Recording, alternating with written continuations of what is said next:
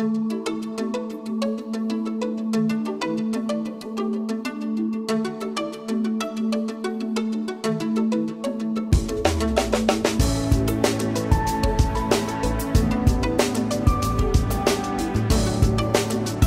of Northglenn, Channel 8, keeping you informed of events in your community.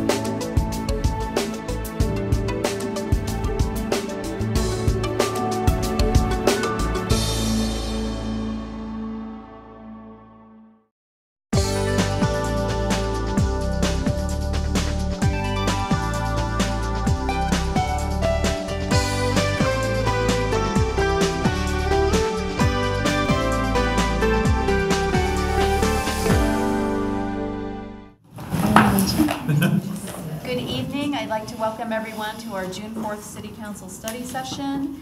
Joanna, would you call the roll, please? Mayor Dodge. Here. Mayor Pro Tem Escobar. Here. Councilmember Sowers. Here. Councilmember Leidy. Here. Councilmember Downey. Councilmember Brown. Here. Councilmember Whitman will be absent.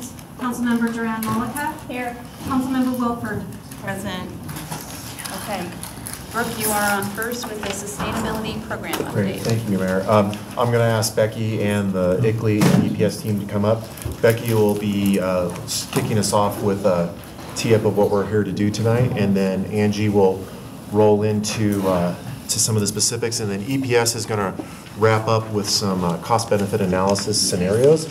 I just want to emphasize for tonight that by and large, at least the last part of this conversation is really sort of an exploration in means and methods on how we go about looking at some of these measures that we've identified, and that they're not necessarily something that we're recommending tonight or recommending for budget purposes. There's really more of an exercise to kind of show you the process that goes into evaluating some of these measures. So with that, I'll hand it over to Becky. Great, thank you. Thank you, Mayor Dodge, council members.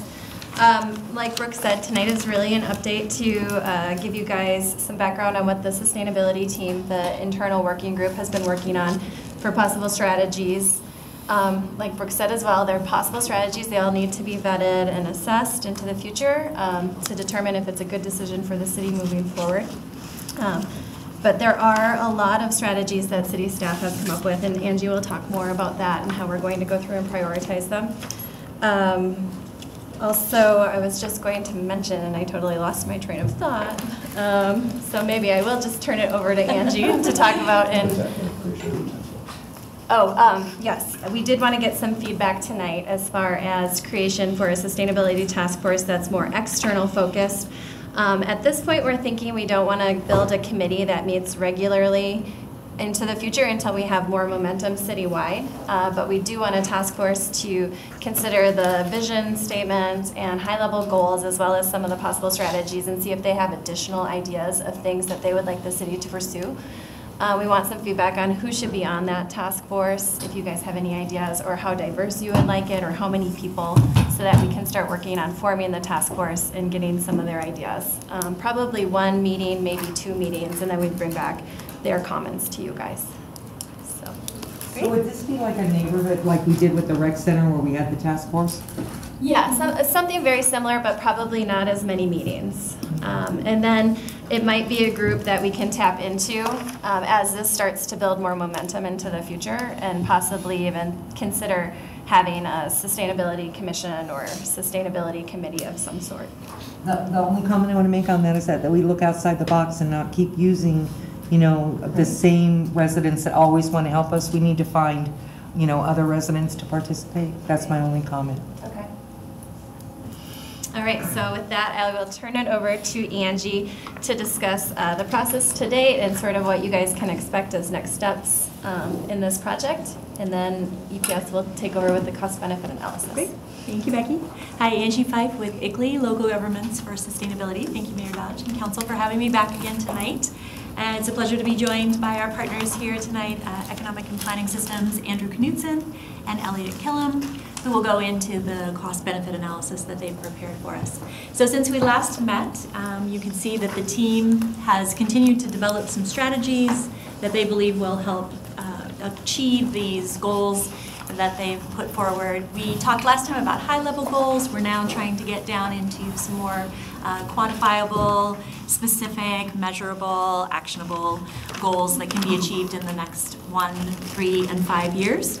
And so we're working on pulling together a 1-year work plan. You will see components of this, but absolutely not everything that's on this list in year 1. For obvious reasons. We can only expect so much to be done in the first year. I imagine that quite a bit of this first year activity will be assessment and study and analysis. For example, we have to present to you tonight a synthetic turf versus natural turf analysis. We have an electric vehicle versus conventional vehicle analysis, but we know that these are only some strategies to reduce water consumption and to reduce petroleum consumption in the city. So we'll want to continue to explore other opportunities before diving into specific initiatives. This is really a decision tool, a decision-making tool for Jason and the staff, the leadership team here, in terms of evaluating the costs and benefits from a financial perspective. We also know that some of the goals that you have may be driven by the goal itself. For example, you may decide that water conservation is critical regardless, and therefore we're going to try to help you identify the strategies that are most cost-effective to meeting that goal. Other targets you may decide you would move forward with so long as it met some sort of cost-benefit ratio. And we'll also be looking at, of course, co-benefits. So what are the benefits to residents, to businesses, to safety, and other initiatives and goals that you all have set forward. So I will turn it over to you guys. Thank you, Angie. Mayor Dodge, Council, it's good to see you again. EPS has been brought on to, as we do in many projects, provide the financial analysis and economic analysis to vet the ideas. So what we have are models that are loaded with variables, and the important thing is to think of it as a tool to help arrive at a decision. And one of the important things will be to monitor the inputs to the models over time, see how they change, and see how that might affect the city's motivation to move forward with any given program. Elliot, my colleague, has constructed the models and done the research, so I'll just turn it over now to Elliot to dive in and walk us through how they're built and how to think about benefits and costs and what's good for the community. Sure. So with ICLEI and city staff, we've chosen 2 potential sustainability strategies to do preliminary cost-benefit analyses. The first one is synthetic turf, and then the second one we're going to look at in this presentation is electric vehicles.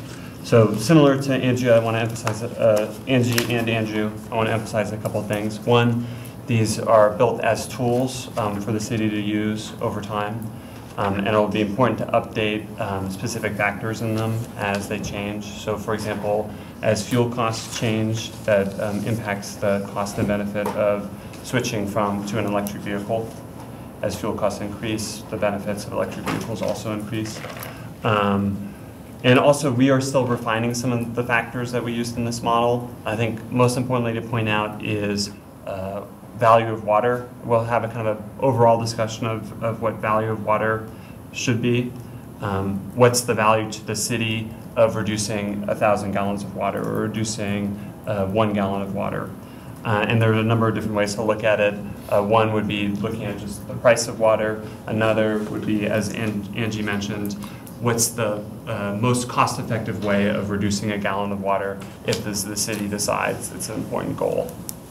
So we're going to look at the models and then a summary of our preliminary results, and then talk about some additional considerations not yet captured in the models. So just a quick project overview. Economic and Planning Systems, ICLEI and Northglenn staff selected these 2 models. This is meant as a preliminary cost and benefit analysis and as a first phase of due diligence to help size benefits and size costs. And again, it's meant as an example of a way that the city can start prioritizing different sustainability strategies. And there's also, I think, as you've seen in your council packet, a more detailed memorandum describing the cost-benefit analysis.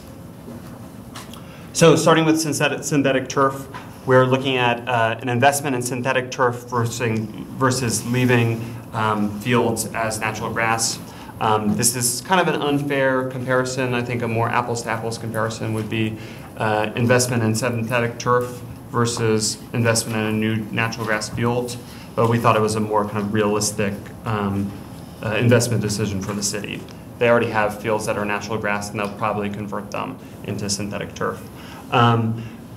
So we're looking at a kind of basic assumptions, a 25-year lifespan. After 15 years, the synthetic turf will be replaced, will have to be replaced, and then a typical size field, so a typical size soccer field. The costs are upfront capital costs of investing in synthetic turf fields, and then a replacement cost after 15 years. And then the benefits that we focused on are increased playing time. Synthetic turf, you can play on it more than natural grass. And then specifically looking at the reduction in water consumption. You don't have to irrigate synthetic turf like you do with natural grass. And there are also lower operating and maintenance costs for synthetic turf. So this is a look at our model and the different inputs in our model. I just want to highlight here that we calibrated the model to local conditions. So I think specifically in terms of the water usage is something that you really want to use Colorado-specific climate and Colorado-specific conditions. And we try to do this throughout our model, really calibrate it to local-specific factors, local and regional-specific factors. And also, I want to highlight that the cells in blue are cells that we're encouraging the city to change different inputs.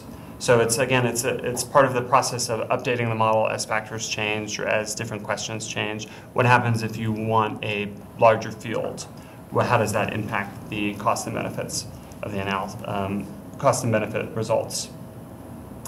So just as a quick result summary, we found that over 25 years, the synthetic turf would lead to 35,000 additional hours in recreation, so 35 additional hours for people to use the fields, and 77 million gallons of water over 25 years. And to put that into some different units, so that's about 3 million gallons per year, or 9.5 acre feet per year, or a total of 237 acre feet. And then the costs are $2.3 million of additional expense. So that's the delta between, or the additional expense compared to just leaving the field as natural grass. So the benefits are pretty clear: $35,000 additional hours, 77 million gallons. The question that we then asked is, in this cost-benefit analysis, how do you value that? How does the city value the 35,000 additional hours? How do you value the different, the 77 million gallons of water? So this is one of the places that we've kind of further refined our own analysis and thinking about how you value water. But just as some examples of possible ways that you could value water. So Northglenn charges, there's a typo here. Let's see there. Northglenn charges $5.91 per 1,000 gallons of water for irrigation. So that's one way you could think about how to value the 77 million gallons of water. That leads to a benefit of about $371,000. So if you compare that $371,000 to the $2.3 million in cost, obviously there's more cost than benefit there. Another way to think about it would be $43 per gallon per 1,000 gallons, and that's the cost it is to the city to reduce 1,000 gallons of water. So that would be if you had, let's say, 2 strategies for water reduction, you could then compare which one is the least cost strategy to reduce 1,000 gallons of water. So that would be if the city said, our goal is to reduce water consumption by this. How do we do it in the most cost-effective framework? Other ways to think about water that we need to look more into is there's potential to use this water for additional development. If the city doesn't have enough water, for example, to support Carl's Farm development, what's the what's the cost of an additional water share for the city versus the cost of saving water this way. So that's something that we need to look more into, but something that could be a significant value, especially as the price of water shares increase in Colorado. Well, Ellie and I were just talking this afternoon about that whole notion of what, as an asset, the water that is used to irrigate fields, what if it were applied to serve new residential or new commercial development, as opposed to having to go out and acquire new shares. And new shares, we were doing some research, and they can range anywhere from $30,000 an acre foot for Big Thompson water, all the way up, depending on seniority rights, to astronomically high value, high cost. And so it depends on what the city, these types of programs actually start to ask a lot of questions and help the city start to ask questions about where are we getting our water from, how do we use our water most to the highest benefit possible. And this is just an example of some of what the questions are that arise. Right. And similar to water, another question is, how do you value an additional hour of recreation? And we looked at a number of ways to value it. We have a number of different values per hour of recreation here. You can see that about at $76 per hour, you get a cost recovery. And just as a point of reference, Colorado Rapids Fields charges about $65 per hour to rent a synthetic field. One of the things that the Parks Department would want us to emphasize here is that the goal of the Parks Department isn't necessarily cost recovery. So they're not going to necessarily be charging $65 an hour for a field. They have a different policy goal. So they would really like us to emphasize that. So there's kind of a difference between value to an individual citizen. The citizens of Northglenn could really value an additional hour of recreation that would make it worth it for the city versus cost recovery. And it begs the question about how a municipality thinks about the services it offers. Most of the people, I would say, at parks, because we've had these conversations, I mean, their DNA is all about getting kids on the field, right? And what could be a better goal? And any impediment to that works against what they're trying to help create. As we think about a municipality, it's also not bad to try to get community users to try to put a dollar sign onto what they're getting, whether it be using a park, driving down a road. You know, we incur a lot of costs, all of us, every day, without necessarily understanding what those true costs are and the true benefits that we're getting. So it's this tension of these goals of getting as much active lifestyle going for the service to the community as possible, and this goal of achieving viability and thinking about, and to the extent all of us were actually able to monetize and put dollar values onto the benefits that we receive, we'd be much more informed as consumers about where we'd want to invest. So that's a little bit of what's going on too with these models, is helping people understand the true value of the asset that the city provides. Right. So I'm going to talk about some additional considerations right now. One of the things that we need to get a better handle on is how the city values water and how the city values recreation, because those are just two big inputs to determine whether the benefits outweigh the costs and this investment. And again, these are going to change over time. The price of water, price of a water share is just increasing. So they're going to change over time. It's something that needs to be monitored over time and something that needs to be refined. Just a couple other points of additional consideration. Demand for field use. So the city's not going to accrue benefits if the fields aren't used. So if there's really a pent-up demand for additional field hours, then this would be an appropriate policy decision. If there's not pent-up demand for additional field hours, then maybe it's not as big of a benefit for the city to have those. So peak water demand and impact on water rights, we mentioned this. Value of water is not constant, and this is water that you could use for other things like development. There are a number of environmental factors that come into play with investment in synthetic turf. There's a lot of talk about injury risk associated with synthetic turf. The research suggests that there is not increased injury risk, but it's something that a lot of communities have a discussion about, so it would be important to think and talk about that. Heat impact and carbon footprint and sink. So synthetic turf fields get really hot, especially during the summer, and they sometimes become unusable. So there's going to have to be needs to be discussion about not only how much you can use the field, but when you use the field. A synthetic turf field, you're essentially trading resources. Synthetic turf fields, the research suggests that they have higher carbon footprints than a natural grass field for a number of reasons. But in a city like Northglenn, where maybe water resources are a more important policy issue, at least at this point in time, the city may be willing to essentially trade carbon for water in a policy decision. And then lastly, grant funding. There may be grant funding available for this, for additional analysis and potentially for the field, which needs to be explored. So moving to electric vehicles. Quick question Sure. about the turf before we switch topics. Can you explain to me a little bit more about additional use? So when I'm thinking about like a soccer field, and like say we substitute one of the soccer fields at open spaces with a synthetic turf, how are you getting more use out of that turf than we currently are getting out of the soccer field today? Sure. So a lot of the additional use happens in the winter months. You can use the fields all year round. Now, some of the additional use is going to depend on how Parks manages the field.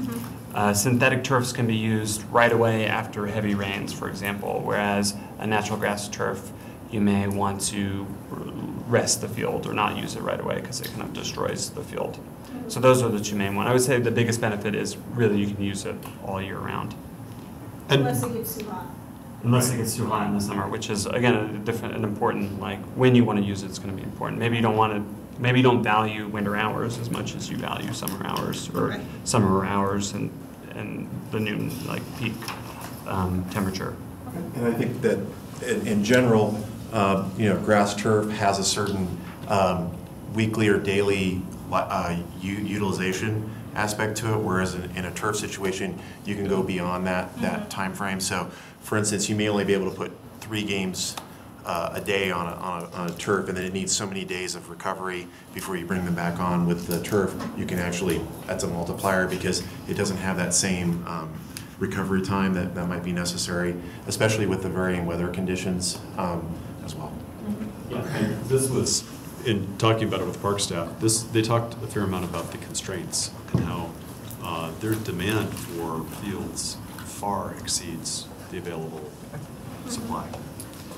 And even, so, there's some of these factors that we can quantify within the model, and then some of them are qualitative in terms of just that whole need for opening up fields and getting greater participation across the board. Go first.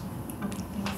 I am curious a little bit more about I don't see it on there, but maybe it's anyway, I'm really interested in the impact on people who live around these fields, kind of living and breathing the gases being emitted when the fields are hotter than normal.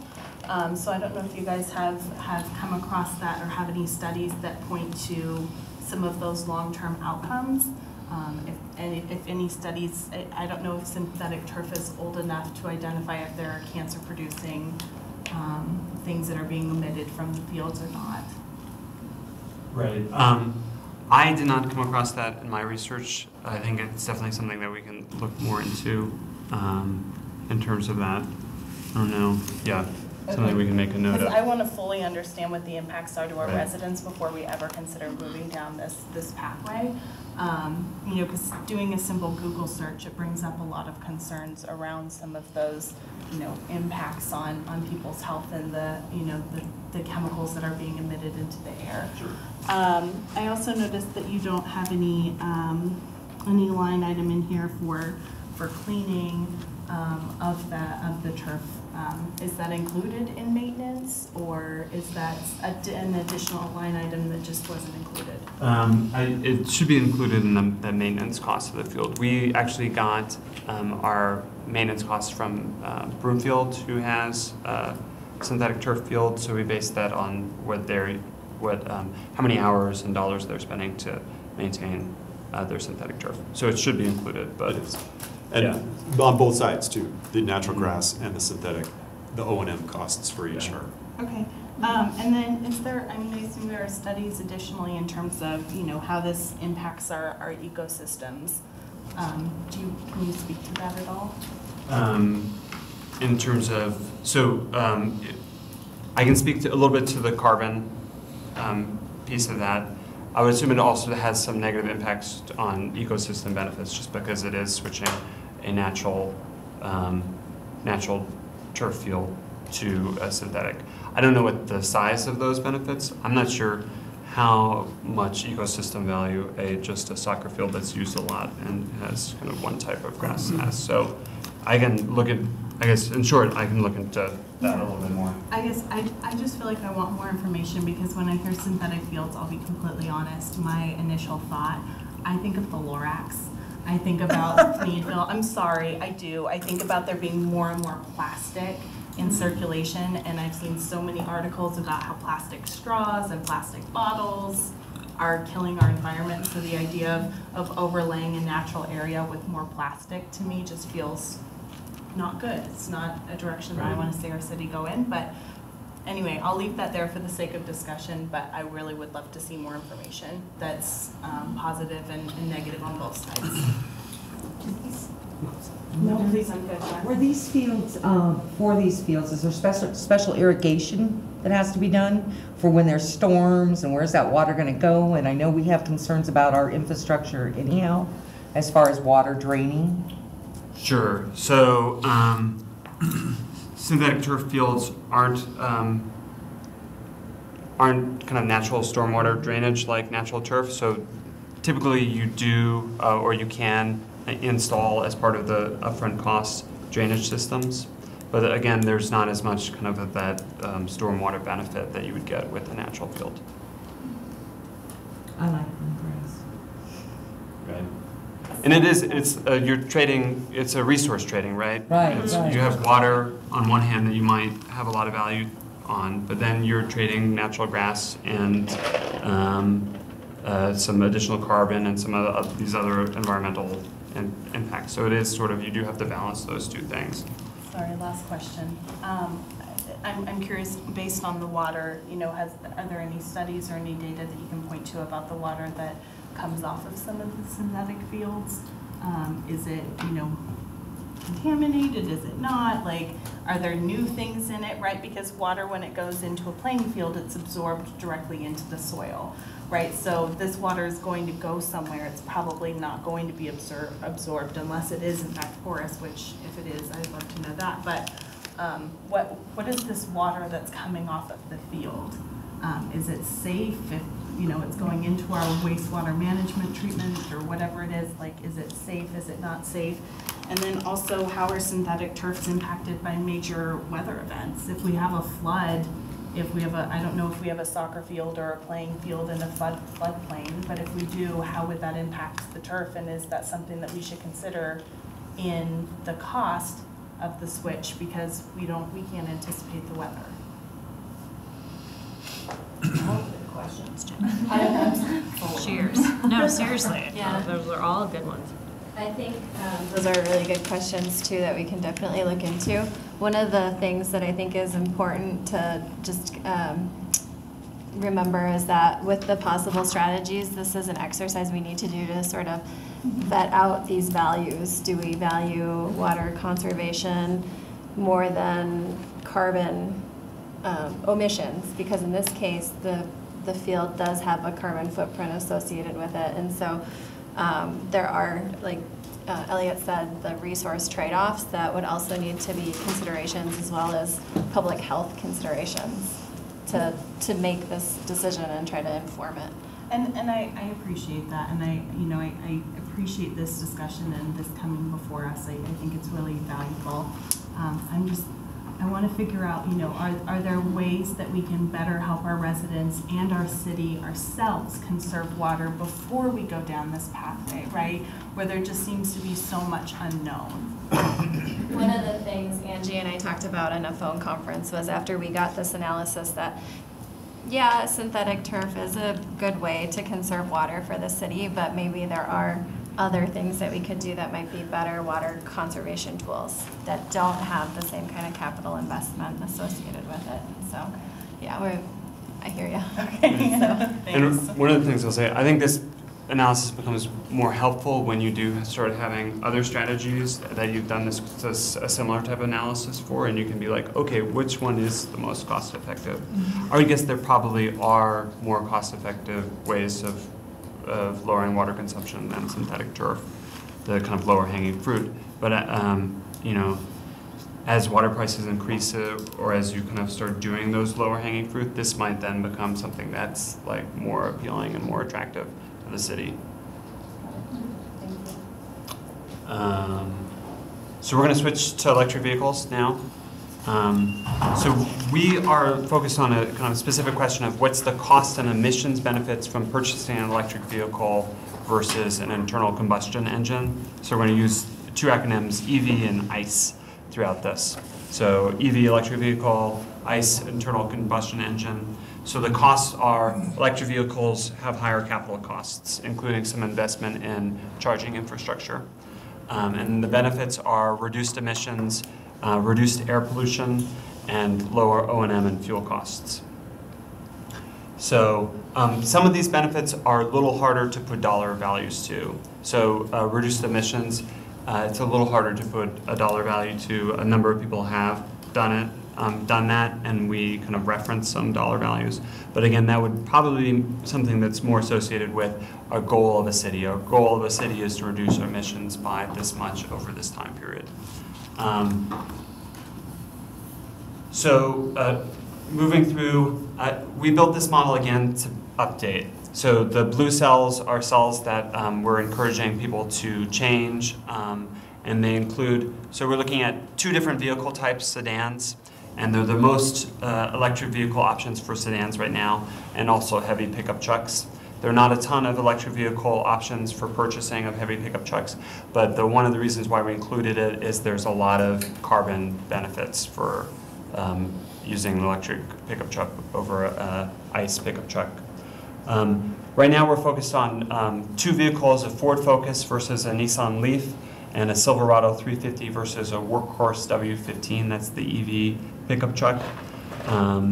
But again, this model allows you to change it, and as the city is looking at different vehicle options, there's a drop-down menu right in the model that you can select, instead of a Ford Focus, a Chevy Cruze, or whatever the selection is. We found a number of key drivers. I'm going to also add another. Key drivers to the benefits of the model are how much you use the car. So the more you drive an electric vehicle, the more benefits you get, because you're accruing benefits both because fuel costs are lower for electric vehicles and because maintenance costs per mile are lower for electric vehicles. So to get the most benefits of an electric vehicle, you need to use the car. The second big driver are incentives. There are state and federal incentives available for electric vehicles that significantly reduce the upfront capital cost. I think right now we believe that those incentives are going to be available for Northglenn, but it's something that needs a little further exploration. And then the third one that we don't have written down right here is fuel costs. So right now fuel costs are a little over $2 per gallon. That's right. In the model. In the model, yep. As fuel costs increase, the benefits to electric vehicles also increase. So again, a lot of these are factors that we need to refine, but also that need to be updated over time. So just quickly, once you select your different inputs, the model pulls up all the different factors associated with those inputs. I'll just mention the state and federal tax incentives. So they're potentially available for municipal governments through pass-throughs. essentially instead of the municipal government getting the tax credit, the dealership would get the tax credit, and then they'd pass that savings on to the municipal government.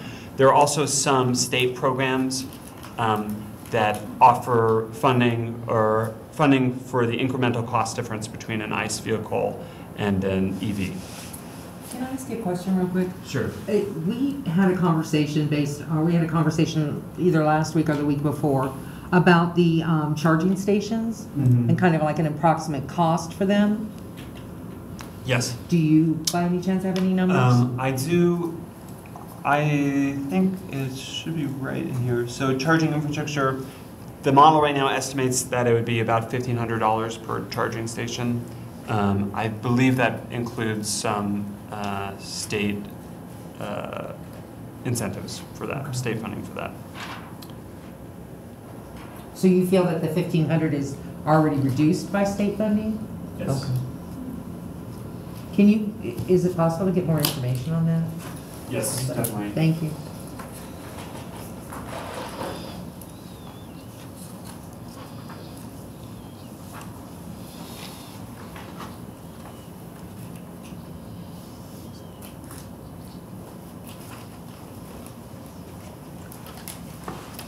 One of the nice things about the charging infrastructure is once the city invests in it, it also can be made available. I think one of the kind of most direct benefits is the city employees who want to use the charging infrastructure. But another benefit would be to the wider public. So a lot of this there's a kind of a network effect to charging stations. So the more charging stations you have, the more likely residents are to use, residents and employees in Northglenn are to buy an electric vehicle. So just moving on for a results summary. So the top portion of the table are the costs, and then the bottom portion of the table are the benefits. I wonder, does this have...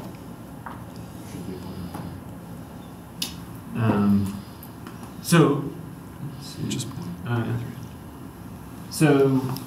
just for the sedan, you can see without incentives, it's about $10,000 more expensive for an EV over the lifetime of the car, a 10-year lifespan. But with incentives, it's $313 less expensive. So incentives make a big difference in terms of the upfront capital costs. With heavy-duty pickup trucks, it's about $30,000 more expensive for an EV over the lifetime of the electric vehicle. And then with incentives, it's still $13,000 more expensive in our model's estimate. The benefits for emissions, so it's over the lifetime about 5,000 pounds less emissions in CO2 for a sedan. But then when you look at the heavy pickup truck, just because the mileage, the fuel economy of pickup trucks is less than a sedan, it's about almost 50,000 pounds less CO2 per year. So similarly, like the value of water and like the value of additional hours of recreation, you can look at different values for, let me start over again. So the two big drivers that we saw in our analysis were how much are you going to use the vehicle and how many incentives are you going to get. So what we did here is we looked at the net benefit under different scenarios of usage and of different percent subsidies. And one of the things that you notice is at about 100% incentives, which we don't think is unrealistic to get, and 60,000 miles driven per year, you're getting a net positive benefit in terms of the upfront cost. Even with some less incentive, as your usage goes up, you're getting net benefits. So you can see how the benefits increase with usage. For light-duty vehicles, Northglenn vehicles are driven about 6,000 miles per year. That's the median amount driven. So at 6,000 miles per year, which would be a median, and 100% benefits, you're getting a net positive of $1,500, or about $1,600. One of the things I wanted to point out with carbon emissions, you can see just the magnitude of carbon emissions you get with heavy-duty pickup trucks. So if you drive them 12,000 miles a year, you get over $100,000 pounds of CO2 reduction. One of the ways to value this, and this is something that the Obama administration did as they were trying to think about how much is a pound of CO2 worth to society. They estimated that a pound of CO2 is worth about 2 cents per pound to society as a value. And you start seeing that the value to society of 150,000 pound reduction in CO2 is about $3,000, which actually starts getting above your net benefit or your net cost. So there's really significant value to the reduction in CO2 for a heavy-duty pickup truck. And Just our last slide. I don't know if you're going to say that too. yes, But we are wrapping it up and able to listen to comments after a few more. One of the things that we noticed as we were doing this analysis was fleet usage. I think there's a number of vehicles in the city fleet that are used less often or infrequently. And it kind of leads us to this second bullet point of fleet management. I think one of the important things to think about this in the context of is fleet management. Overall, like what are appropriate, how much are cars being driven, how many cars need to be purchased, and then once you make a decision of we think electric vehicles are an important policy decision for the city because they reduce CO2, if that's a decision you make, then there becomes questions of how you transition from ICE vehicles to electric vehicles. So I think one of the kind of major points that we want to make, and this study led us to, is really fleet management is a big question. If you can purchase fewer vehicles, that's going to save not only the city a lot of money, but it's also going to save carbon because you don't have that kind of initial production footprint. Tax incentives and study. So I think it'll be important to have a little further research on are these tax incentives going to be available in Colorado, especially some of the federal tax incentives. Improving EV technology and changing prices. Similar to how water prices are going to change over time, electric vehicle and battery technology is changing over time, and the trend is that they're becoming better. Range is becoming better. The range of the vehicle or the number of miles it can travel without a charge is increasing, and capital costs are decreasing. So electric vehicles are becoming cheaper. So at a certain point, and they're trending towards ICE vehicles. So at a certain point, the decision is you're not going to need incentives for this to be a kind of a positive decision. You may not need incentives, or you may need fewer incentives.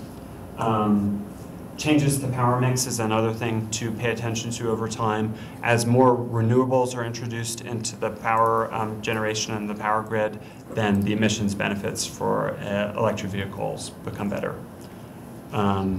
We mentioned this a little earlier, EVs for municipal employees and the general public. I think charging infrastructure can be a benefit, not just to users of municipal fleet or the municipal fleet, but can be benefits to city employees and the wider public.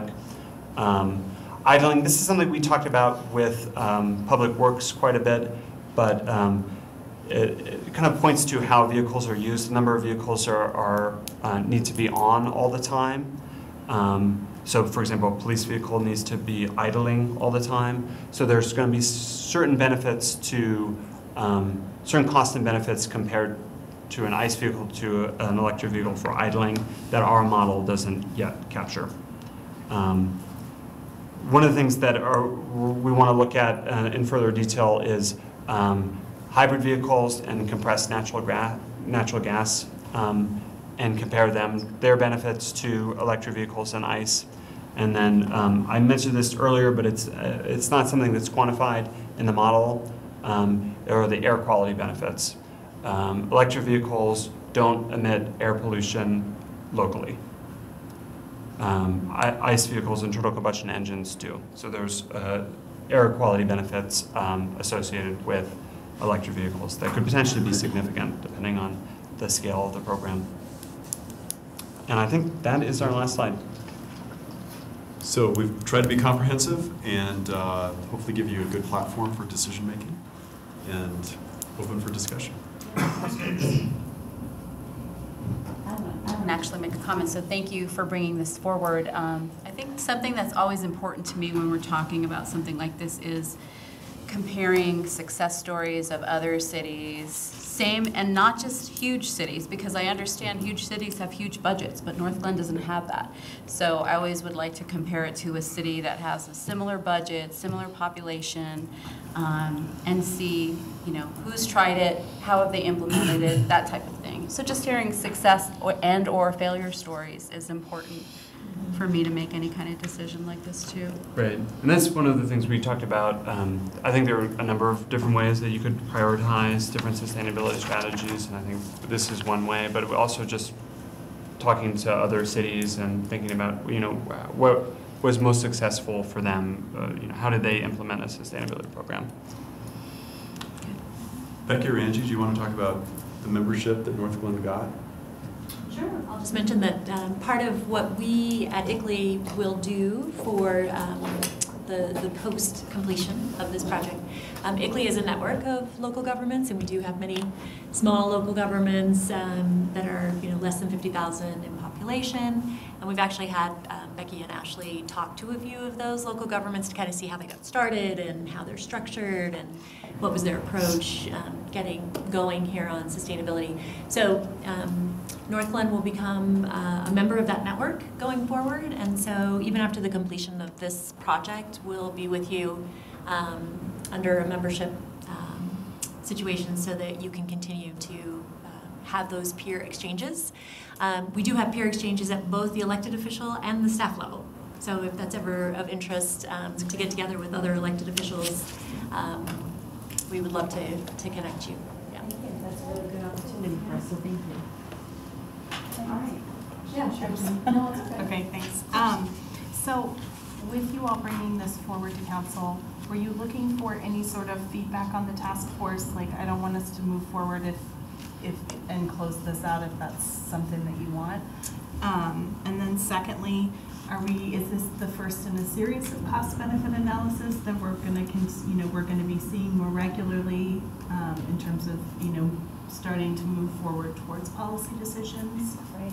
So I think for the first question, yes, I would love some feedback on what size you guys think is appropriate for a task force. Is a makeup of 10 residents and business owners in the community the appropriate amount of people to get specific feedback from on our high-level goals as well as some of the possible strategies. With the cost-benefit analysis, we're only contracted for them to really perform a couple of these to give us an example of how we need to proceed within our departments. This plan is really not going to be just the planning departments to implement or public works. There's a lot of stuff that stretches citywide. And so that's why in the spreadsheet, there's sort of that matrix that's green, red, yellow. It's kind of giving us that, okay, you need to, this is going to have a huge capital investment, so maybe in that case, a cost-benefit analysis is appropriate so that we can really start to weigh, is it worth making the investment long-term? Some of the items are a little bit more simple and I think would be easy to implement, like setting every staff's computer to print on double-sided paper. Then you have a cost savings by reducing the paper usage and just less waste overall. So some of those things I think we can just do, but then some will either take direction from council, we want you to explore this so that we can make an informed decision, or staff to say, let's look into this to see if it makes sense for our operations. Okay, so this is not the last time we're going to see this document. We're going to keep working and moving forward. Right. We'll keep bringing information forward to you guys, but it might not be as systematically as this planning process. It will be when we get direction to look into certain strategies. And so to that point, I want to emphasize is that when we started this exercise, is that what we were really trying to attempt to do here is to do an inventory and an audit of all the programs that we have in the city, and that's why you see the spreadsheet with the red, yellow, green. So our goal is to come back to you in about a month and a half or so to sort of bring you the consolidated information that we've put together so far, and that is where we would then have as the stepping stone to move forward with actually like a programmatic implementation. I want to just point out is that I think the unique nature of these two things is something that the staff and the task force committee said we should try to look at these and see how they, what the real benefits are. And I think that when we started with the turf, it was like, well, can we conserve water? And then the conversation expanded because it's like, well, if we have new growth coming on and we can forego doing water rights, and then all of a sudden it's like, okay, you kind of see the interrelated nature of how this can really affect and influence policy making. So at the end of the day, I think that, you know, that's really what we wanted to do, is just sort of give you an exposure of what would go into that next step. But really what we're going to do is come back with the consolidated information and then kind of give you a ranking of how we see things proceeding.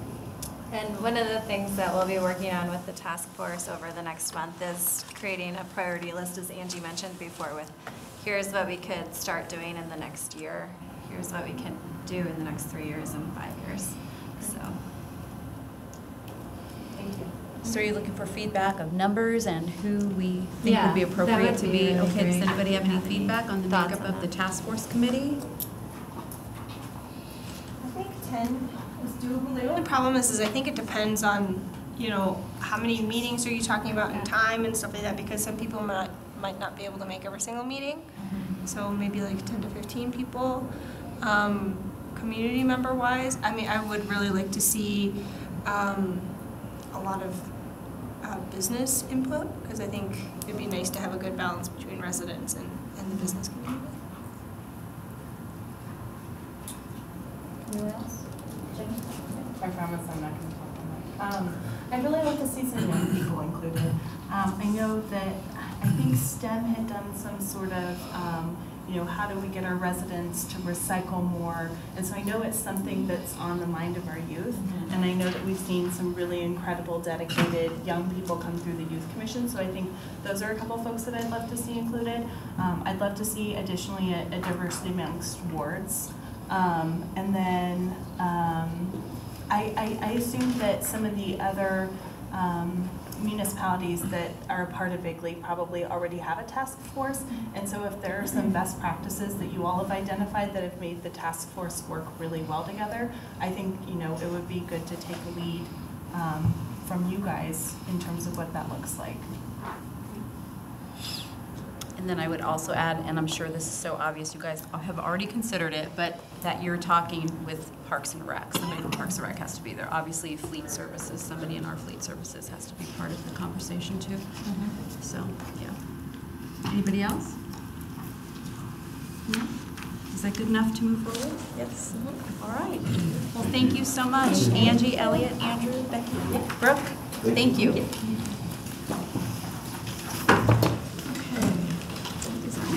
Next item is the street program integration with Kent. I'll make a couple comments. So I listened to the council meeting a couple weeks ago when I was out of town on city business, and I understand we had a good conversation about some of the timing of the improvements that we're planning. And so I had Mr. Kisselman, of course, do some additional research on the 3D striping, which I think we wanted to cover kind of first, and then hopefully move on to the memo that you got here. But I think it was critical to include some of the background of how we got to tonight, really. And so there's some dates in there that really talks about how this was a concept that was really kicked off last fall by the prior council about traffic calming and how could we implement some things relatively soon in the community. Unfortunately, by that point, last fall, the 2018 budget was set. And so the plan tonight was to outline some plans for 2019's budget, which I think will accomplish what you're looking for with respect to the traffic calming and, of course, keeping up with our annual operations and maintenance. So that I kick it over to Ken to kind of walk through. Wait, Ken, 1 second though. I just want to ask overall, I think I was kind of confused when I read through this because under the recommendations and next steps, you wanted approval of this initiative. Are you talking about the budget implication part of it? I mean, there's a lot of information in here, so I didn't know what exactly are you considering under the initiative? So I think the idea here, and we talked a lot about this as a staff over the last couple of weeks is that we've got so many irons in the fire when it comes to transportation, traffic, capital improvements. We wanted really to, based on your feedback tonight, spend the next few weeks developing a more formal resolution that you would adopt, and you would say, okay, here's the plan going forward, at least for 2019. Then we can finalize the budget accordingly to match what your formal direction is. Because I think the challenge is in study session, we hear a lot of different opinions about things. I hear individual conversations with me or maybe with each other or with staff, and I just want to make sure that we're being very, very clear about what your direction is so that we can budget accordingly and implement that. Okay, so besides for what you're talking about in the proposed 2019 budget, you're also looking for us to give input on whether we like the 3D crosswalks or... I think the 3D is kind of a separate conversation, just cleaning it up. I'm just confused of what you're looking for in the end here. The 3D is more just to hopefully close the book on that idea from 2 weeks ago. Okay, I'll just wait till the end. Sorry, Kent, go ahead. Oh, no, you're fine. So I was going to hand out these maps first because I think the maps in your packet are tiny. So these will be, I would have called them 3D. They're pretty good. Oh, yeah, no, we you did that. that. Yeah. Sorry, well, then I just... Joanna and Keith did a good job I just up in the big ones. I looked at my packet this morning and I was like, oh no, they're not going to be able to see that. So we just gave you the small ones. Okay.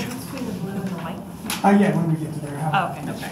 So, I guess, again, thank you for having me this evening.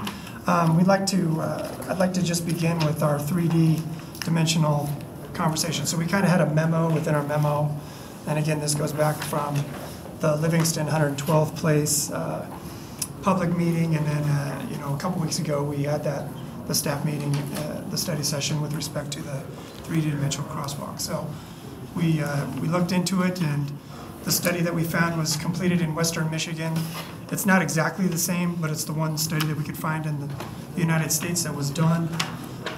They put in some 3D illusions, and what they found was that after the novelty kind of wears off, the pattern still goes back. The pattern goes back to the same, and the traffic goes back to the same kind of pattern. Furthering that, the Oklahoma Department of Transportation has submitted to the FHWA a study to, and I think there's a picture in here of that, to do a study on their 3D crosswalks. And the difference in their 3D crosswalks with the things that you're seeing on Google or YouTube or some of those photos is that the Oklahoma Department of Transportation maintains the official size and dimensions of the original crosswalk marking. So it's the original crosswalk marking, and then they've added in these other colors. So the FHWA has responded back to them and said they could complete their study, that they could go ahead and experiment with these, and they're waiting for their case study to be completed. And we've reached out to the Oklahoma Department of Transportation, and we're on the list to receive, when they receive their information from the Federal Highway Administration, then they'll give that information to us as well, and then we can find out what we want to do. But as it stands right now, the Federal Highway Administration does not allow three-dimensional or additional colors in the crosswalks, nor does the MUTCD. So I think there was some discussion last week about the 9 News clip. So they were able to do that because inside the white lines is kind of the demarcation, I guess, for the crosswalk itself. And within the white lines, as long as it's not retroreflective and it's a repetitive pattern, then you're allowed to go ahead and do a color in the concrete. How they did the blue and the purple, I don't know, because MUTCD specifically states that blue and purple shall not be used on pavement markings. But I didn't investigate any further into the rainbow crosswalk. You asked about it. We provided a little background on that. There was a question about Westminster and what they were doing. At 92nd and Sheridan, green marking is officially approved by MUTCD to be used for bike lanes. And so what they've done is they have, at 92nd and Sheridan, they have a crosswalk that is half white and half green. Therefore, the white is for the pedestrians, the green is for the bicyclists. And that's how they're using a painted crosswalk in that area. None of it is three-dimensional. It's just paint on the ground. And again, MUTCD has approved green as an official color for bike lanes. I really don't have, I mean, I can answer questions, I guess, and open it up to anything, but that's kind of what we've found with respect to 3D crosswalk markings. And I've included some photos in there. One of them is, you know, again, you get the nice Google picture, and it looks really neat from one side, but then from the back side, you know, it doesn't look as nice and friendly. And of course, a car traversing is going to have to deal with both sides. Other Right. questions for Ken? I would just like to thank you for putting, you know, the effort into it. I still think that you're kind of laughing at us because it's something that we want to look into. But I do appreciate you getting the information for us, and I would like to keep posted on the studies. I realize that we can't do everything in a day, you know, so maybe by the time we're ready to implement some of that, we'll have a little bit more information, but I do appreciate you taking the extra steps and looking into it for us. Sure. Jen? Thank you. Yeah, thank you for pulling together the information. I'll definitely be interested to see what happens in Oklahoma, and I hope that you'll either make sure that that gets sent around or bring it back to us in a study session. I was curious about the Oklahoma study, or I guess one of the other ones that you referenced, that you mentioned that there were only short-term behavioral changes.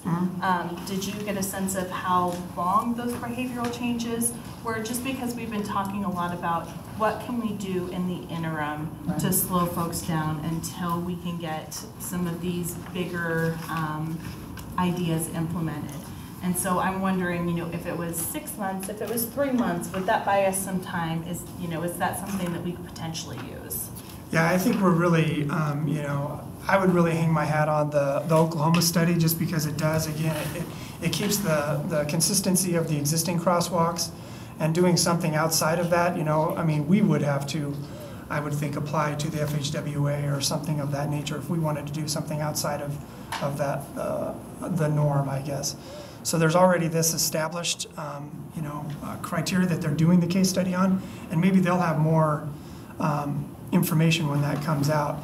The Western Michigan study, I think, was more of, you know, kind of probably a project by college students, and we can look and see if there's any more information on that as far as their timeline. But even as you read through the report, you know, they say that they can't monitor it all the time. They did it between like 4 and 8 p.m., you know, maybe 4 days a week or something, you know. So I don't know that somebody really like sat on these things and said, okay, this was the date that you know, it stopped being effective. I'm sure even in the study it states that, you know, people from out of town or out of state, you know, will still be affected by it. It talked about, you know, people like trying to straddle it, you know, or completely like turning around, you know, because they were afraid of it, you know. So in some instances, I think maybe some further investigation into, you know, the safety of that, you know, warrants some look. But again, I think the Oklahoma one is sound. I think they have a good idea. And it wouldn't be too difficult to implement something like that here if it is approved by the FHWA or the MUTCD. Okay, great. I'll be interested to hear what comes back out of Oklahoma, because I feel like otherwise, you know, we're kind of sitting with antidotes on both sides, right? It's working, it's not working. So thank you for the additional research.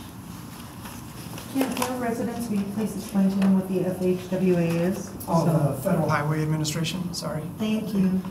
And the MUTCD is the Manual of Uniform Traffic and Control Devices. Thanks. Sometimes it helps, you know. I know that Brooke does that to me, you know, the acronyms. I'm just a casual observer. All right, if there's no other questions, I think you can continue. Okay, so this is what we talked about the couple weeks ago. So a lot of effort here. So I don't want to regurgitate. It's pretty short, but in essence, you know, we have four sources that we use now. We have the Community Development Block Grant, we have the Residential Street Program, we have the Concrete Program, and we have the School Zone Assessment that we started just a few years ago. So what we've tried to do with our mapping, and each one is, you know, it was going to be too large, so everybody has kind of their own ward, so they can all look at their own tree. So what the mapping we've tried to do here is show that the dots with the numbers and are the PCI numbers for the streets. And the street isn't just broken up into the length of the entire street, it's broken up into segments. So nearly every block is a segment. So you could have varying segments throughout a stretch of road. Obviously, you can see that in the map. The kind of the demarcation line for a mill and overlay is a number 55. So the blue markings is anything that is a 55 and below. And when you begin to kind of just look at the map and see the blue, it's a bit overwhelming. So secondly, what we've done is the shadow colors, the green and the orange, kind of behind, is the accident data for the last 5 years. And again, the accident data doesn't say, what type of accident it was. It's just there was an accident there in that area. And so that kind of shows, where troubled areas are. And then thirdly is the recommendations from the Connect Northglenn. And the TACs are kind of a spot recommendation, and that could be anything from, adding a pedestrian signal or a crossing. It could be any kind of accessory associated with that, and it's a very large document. I think you guys have seen that. And then the red is the linear improvements, the striping for the bike lanes or something like that. So when you begin to look at the program as a whole, and what we've done in the past, obviously, is, we come in each year and we say, okay, these are the streets that we've picked for the residential street, and Ward 2 gets 3 roads, Ward 3 gets 3 roads, Ward 4, so we've divided it up equally. And then we go to the concrete program, and we say, okay, this is the areas of concrete that we've got the calls in, and we divide it up amongst the wards, and then we, it may or may not be associated with the roadway. During the residential street program, those roads are, we try to fix some of the sidewalks in those areas as well. So the concrete is just an additional fund that we use for the amount of concrete that we have. And then we have the school zone assessment that we've been doing every other year, where we're doing the assessment and then doing the construction. So what we'd like to do, and we think that it'd be great, is if all things are equal and you have a road that isn't near a school or isn't part of Connect Northglenn, we want to focus on those areas first, not disregarding the street that's not near these things, but getting a better product and get better pricing when we go out for bid for a totality of a project in a singular area than possibly trying to divide it up equally among the wards. And then what we would do is take this map, and now that we have this data, and in 2019 we're going to be doing the PCI again with the laser technology, which will give us a better understanding of how our streets have degraded over the last 3 years. We can then put together 5 and 7 and 10-year plans that show the areas of concern and where we can really benefit and hit big projects and get the most bang for our buck. And also, get the PCI higher in those areas. So that's kind of what we've put together, and we would like to move forward with that kind of thing. Can we talk about your key on the maps? What's that? The key on the maps? Because we have a greater than 100 accidents, which is green. Right. Then we have yellow, I'm just looking at mine, 101 to 250, and then purple's 251 to 500, and red is less than 500. So it's a little confusing, or am I the only one? I think there's something with the 500, it should be greater than 500. Okay, and I think your one at the top should be less than? Yes. What constitutes an accident? Is it pedestrian? Is it primarily just 2 vehicles? Is it bicycle and vehicle? Or is it all of the above? Yeah, all of it. Yep. We didn't go through the data. It's an enormous amount of data, so. If green is less than, wouldn't most of it be green? Like there's sections that aren't colored at all. Right, and so we, it was overwhelming. So we kind of had to manipulate the data and pull it out. So, and show the spots where maybe we couldn't show every single accident again, otherwise you're saying yes, it would all be green everywhere else. So we had to kind of cut a line and show, okay, here's kind of just some hot spots to give us an idea. And again, if that's something, just to kind of catch the eye when we're looking at all these other things that, hey, there have been some accidents in here, we're looking at doing a project, then we can get into more data and find out, well, what type of accidents are happening in this area. Like along I-25, when we did this, I mean, we had to like shade the maps because obviously along I-25, there's hundreds and hundreds of accidents. So, I mean, it was manipulating the map and you couldn't even see anything. So, again, there's some manipulation to the map and we would, when we would pick a street or a segment, we would look further into that data. Can you remind me again what the PCI The Pavement Condition Index? Yeah. So that is the condition of the street of how it is performing against, 100. 100 is the best.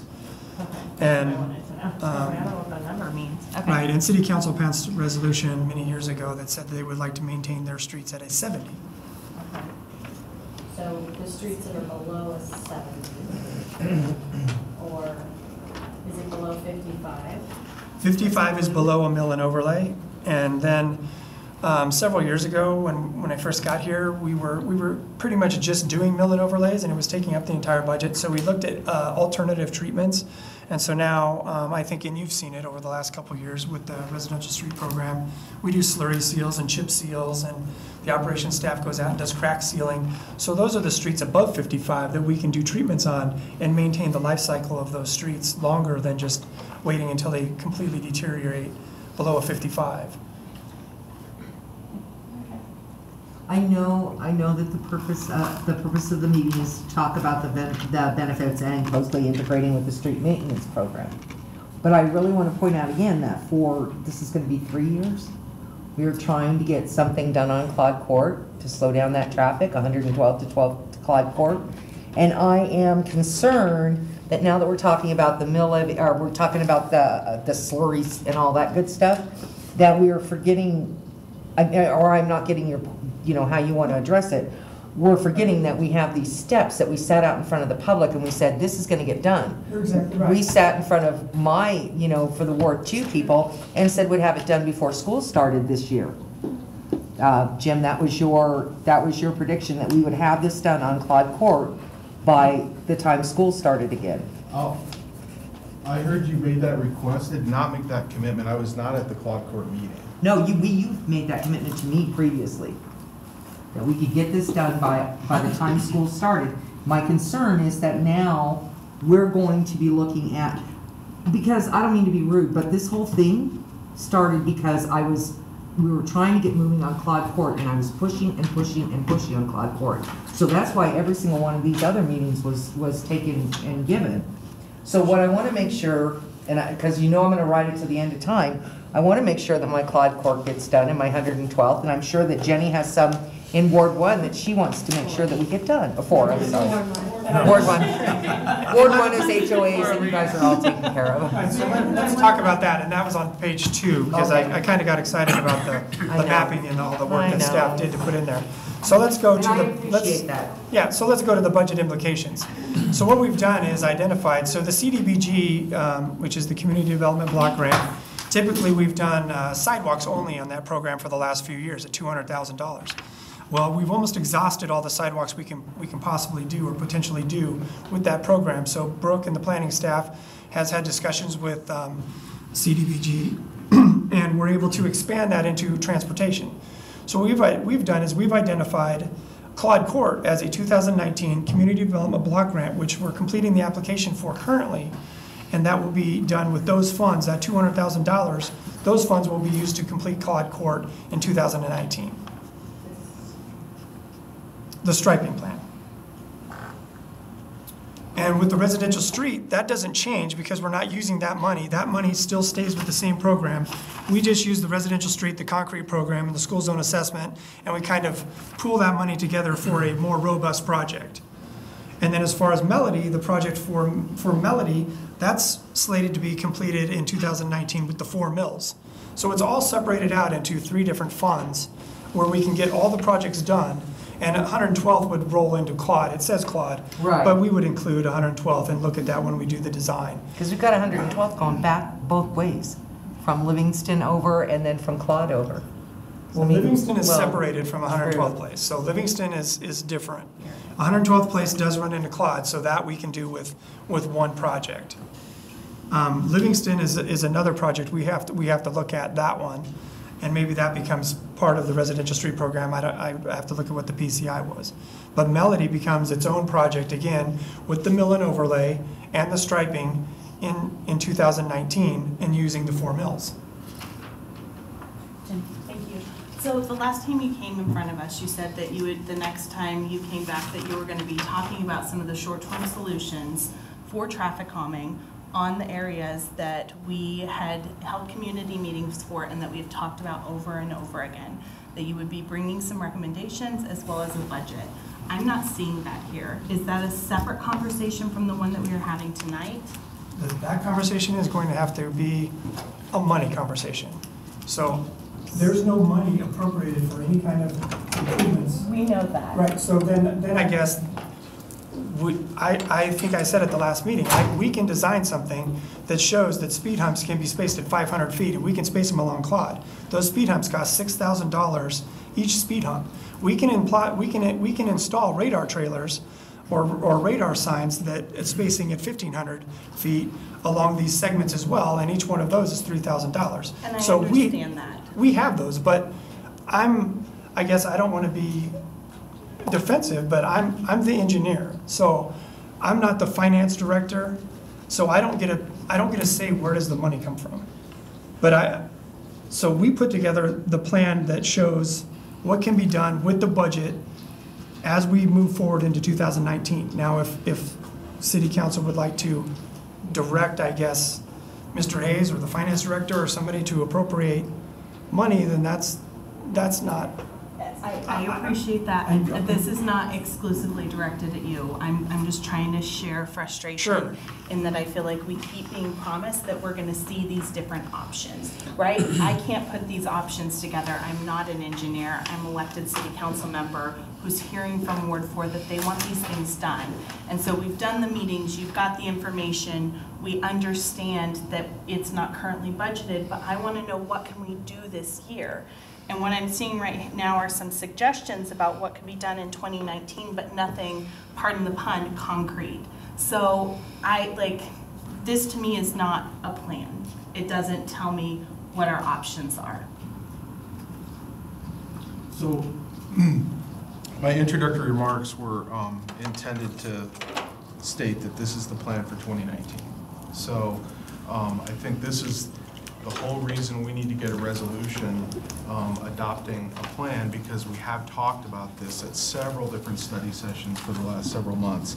I would go back to the first time we were directed to do something with traffic calming was September. And so we've made every step we can with the neighborhood engagement to try to come up with some ideas that would be acceptable to the neighborhood. If you would like us to implement the radar signs, we can absolutely develop a plan to do that and come back with costs. We would require another budget amendment for 2018 to implement those things. And then we would also want to reach out to the residents again and explain to them what we're going to be doing, just to inform them more than anything. I think that would be important, especially if we start to do speed bumps in the neighborhoods, rather than just installing them, because I think we'll get a lot of phone calls if we do that. So I appreciate that, but I feel like this is the exact conversation that we have already had around bring us a plan, right? You bring us a plan that we can look at in a study session as a council with a budget, so that we are able to say, yes, this works, no, this doesn't, and then move it towards a resolution. And I get that I'm being very vocal here, but I know that those residents didn't come out to those speed meetings, those neighborhood meetings, if they didn't feel like they were being impacted, if they weren't wanting to see a difference and a change, some more so quickly rather than waiting longer. So coming to our council with something like this just doesn't feel like it's reflecting all of the work that we have put in since September. Well, these plans do include those recommendations brought forth by the residents. I mean, these, again, we have to do the design of these things because it involves the striping, it involves speed humps, and it involves those radar signs that they all voted on and said that's what they wanted. So we can choose, I guess, what you're saying is you want to segment it and you want to do some this year. Again, it's an immediate thing. I mean, I understand that, but you know, I'm not the budget guy, but you know, so if the entire project, if everything that they wanted on Claude Court is in this package in 2019, and everything that they wanted on Melody is in this package, or we're going to present that, and it's already scheduled for 2019, that's what it is. Now, do we have the plan for that? No, we don't. Because again, it's going to involve the striping because they wanted the striping that connect Northglenn. What kind of sidewalks do we need to do in that area? What is the road treatment? We know that the road on Melody is terrible. The PCI on Claude is fairly good. So then we need to know, well, how long is the striping going to last? So we need to do some of that analysis on that roadway section. But these are these costs include total projects for everything that the residents wanted at those meetings. Right, but this document makes me have to stand up at my next board meeting and say, here's exactly what you want, just keep waiting, right? Keep waiting until we pass the budget in 19, keep waiting until 2020 before we ever start moving forward. And I don't want to do that. There's got to be some sort of short interim solutions that we can put into place now or start moving towards now that are going to make a difference. And I'm done. Thank you, ma'am. And I mean, the council can always add a supplemental appropriation to the budget. I mean, that's always something that we're allowed to do. But then we would have to figure out what's the smart implementation, what has to be done first. I mean, he's told us a million times that mill and overlay has to be done on Melody. So to me, that seems like that's the first thing. So do we appropriate just enough money to do that? Is that going to make them happy at least to see that something's getting done towards it? But I think what they presented to us was putting it in the 2019 budget. But I hear that that's not soon enough, and I understand. So I'm just trying to play both sides. Supplemental appropriations are difficult, especially these are going to be some hefty ones too. So. I'd like to Yeah, please. like to weigh in on Ward 4 because we do have a ward meeting coming up on the 28th, and besides the phone ringing and people walking to my house and saying, "What are you doing? When are you going to do it?" I think at a minimum, I realize with the street overlay, maybe we don't want to put in the crosswalk, maybe we don't want to put in the speed bumps, but the radar sign goes on the property or the right of way. I mean, that would be something we could give them today. Not like today, but you know what I mean, immediately. Yeah, and there's very no doubt. Quickly. Again, it just comes down to the dollars. It's just a matter of giving somebody something so that they can see that some progress is being done, because right now they don't see any progress. And going to a ward meeting with all of this, is they're going to say, well, what does that mean? You know, I would be happy to attend your board meeting if you'd like me. That's not the point. Oh, wonderful. You're invited. I think what I guess we've got 7 here tonight. I'd like to get consensus then that that's what you want on these 2 streets. This is, I think, the challenge we've had with these study sessions is that we get a lot of feedback, but I'm not sure it's a consensus because we're not voting on anything. And when we vote on the budget, it's the most formal, official way to do it. And so we were absolutely, as Mayor said, recommending this for 2019. But if there is a consensus that you want radar signs every 1,500 feet on Claude and Melody, tell us that tonight. I'll work with Mr. Kisselman. We'll come up with the budget amount, and then we will go back with Jason, and we will do money out of the CIP fund balance and have a reappropriation for you to act upon. Weren't there were other neighborhood streets that we held these neighborhood meetings with around traffic calming beyond just Claude and just Melody Drive. And so I don't want to completely exclude all of those residents and all of those streets. There must have been some sort of council consensus when staff as well as council move forward with the meetings. So 112th will be included on Claude, and then Livingston was the only other street. We've done speed studies on probably 36 streets. Only these 4 have met the criteria to rise to the level of traffic calming. So it's only those 4 streets. So I don't know if you were considering radar signs on Livingston, but we could do it on all 4 streets if we needed to. Livingston was, of the 4, it was the least vocal and concerned about speed humps and radar and striping, because there wasn't striping on there. So I think that would be the one that we could implement something as well on that. Thanks, Mayor. So if we were to move forward with them this year, where's the money coming from? It would have to come from the capital projects fund balance. Okay, and what does that take away from? Well, right now, we have roughly 15 million or so. 13 million is dedicated to the infrastructure for the civic campus.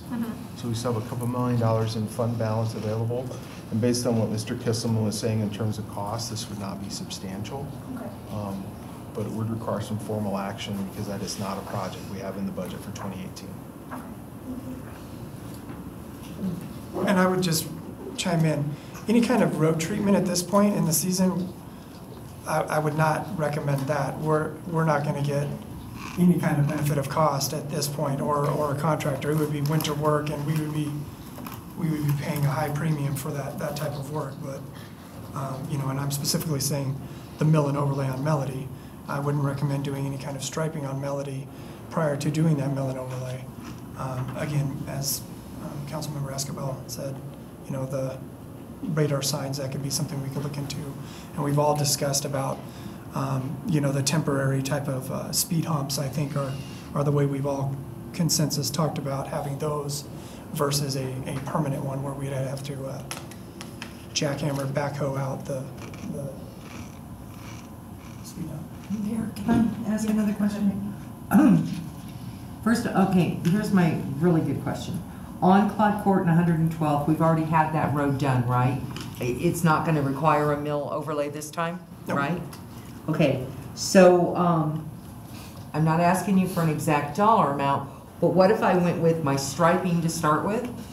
Because someone's already taken a spray can and drawn a line down the middle of the street. But I'm just wondering, yeah, I know it's getting bad. So I'm wondering, because I have to have something done or I'm gonna look incredibly foolish.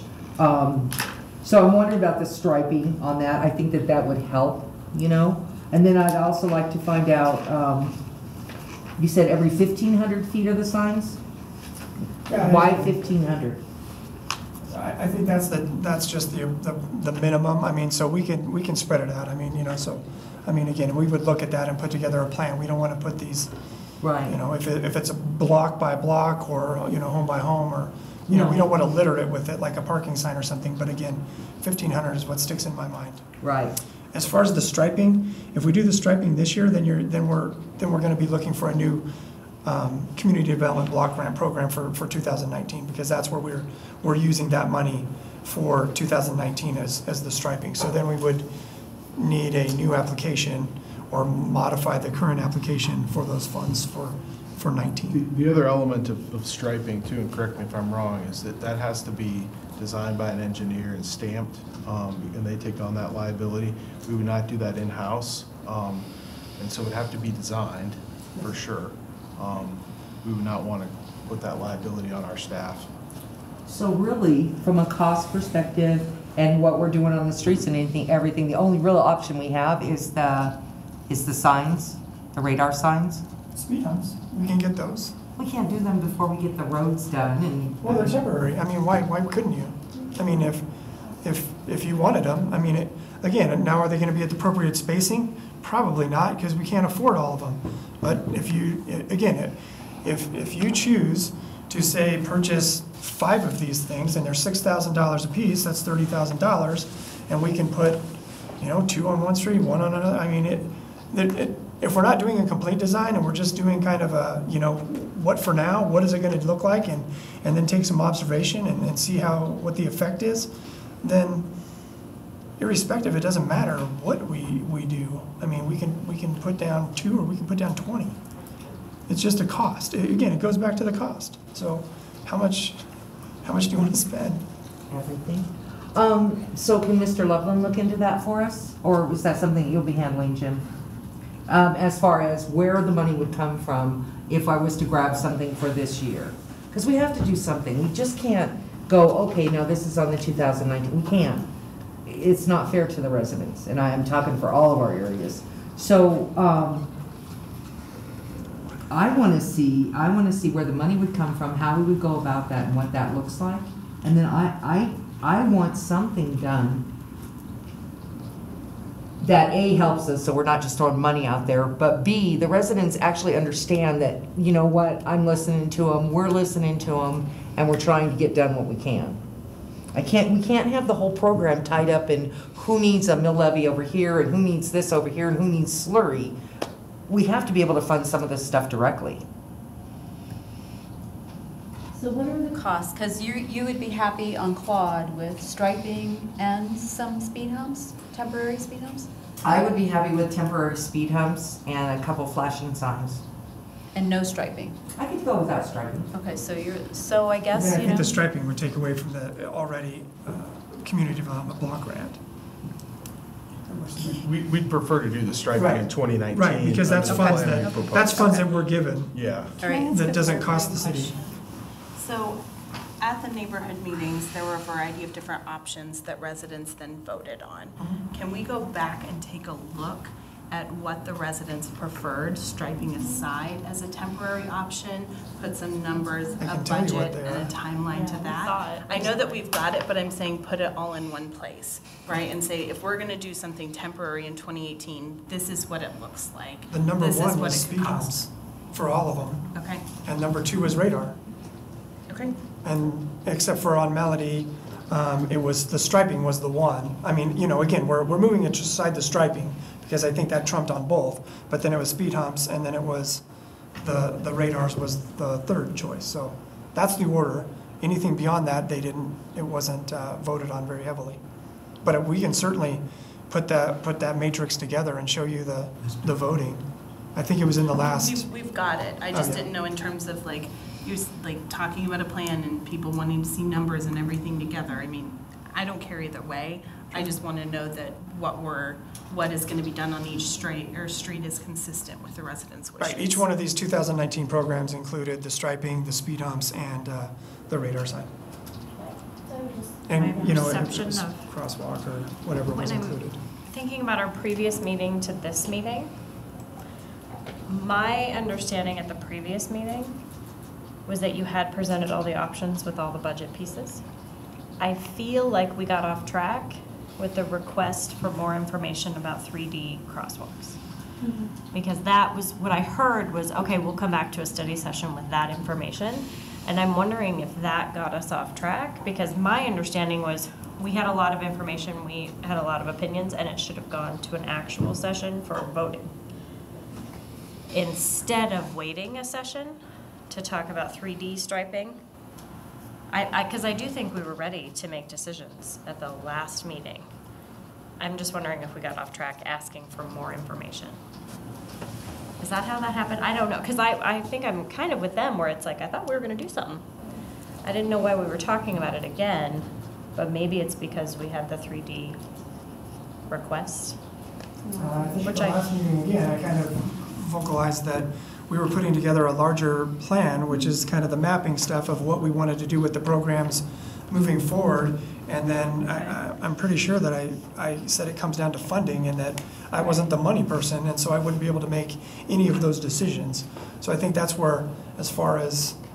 I just have to figure out how we got all crosshaired, because I think we want to make decisions. I think staff is trying to, not have us make a supplemental appropriation, and that's why they're putting it into 2019. Now, I think that if the Claude Court and Melody would be happy temporarily with radar signs only, maybe through 2018 till we implement this program, because that could still happen, right? We could temporarily put radar signs up. Well, they'd be permanent. We'd just be doing it earlier.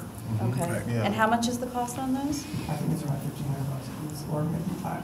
I think it's 1,500 feet apart, but I think you 3,000 apiece. Is that a fair? I mean, I feel like Melody, that's a good start. I feel like there's We can- probably a desire to see more.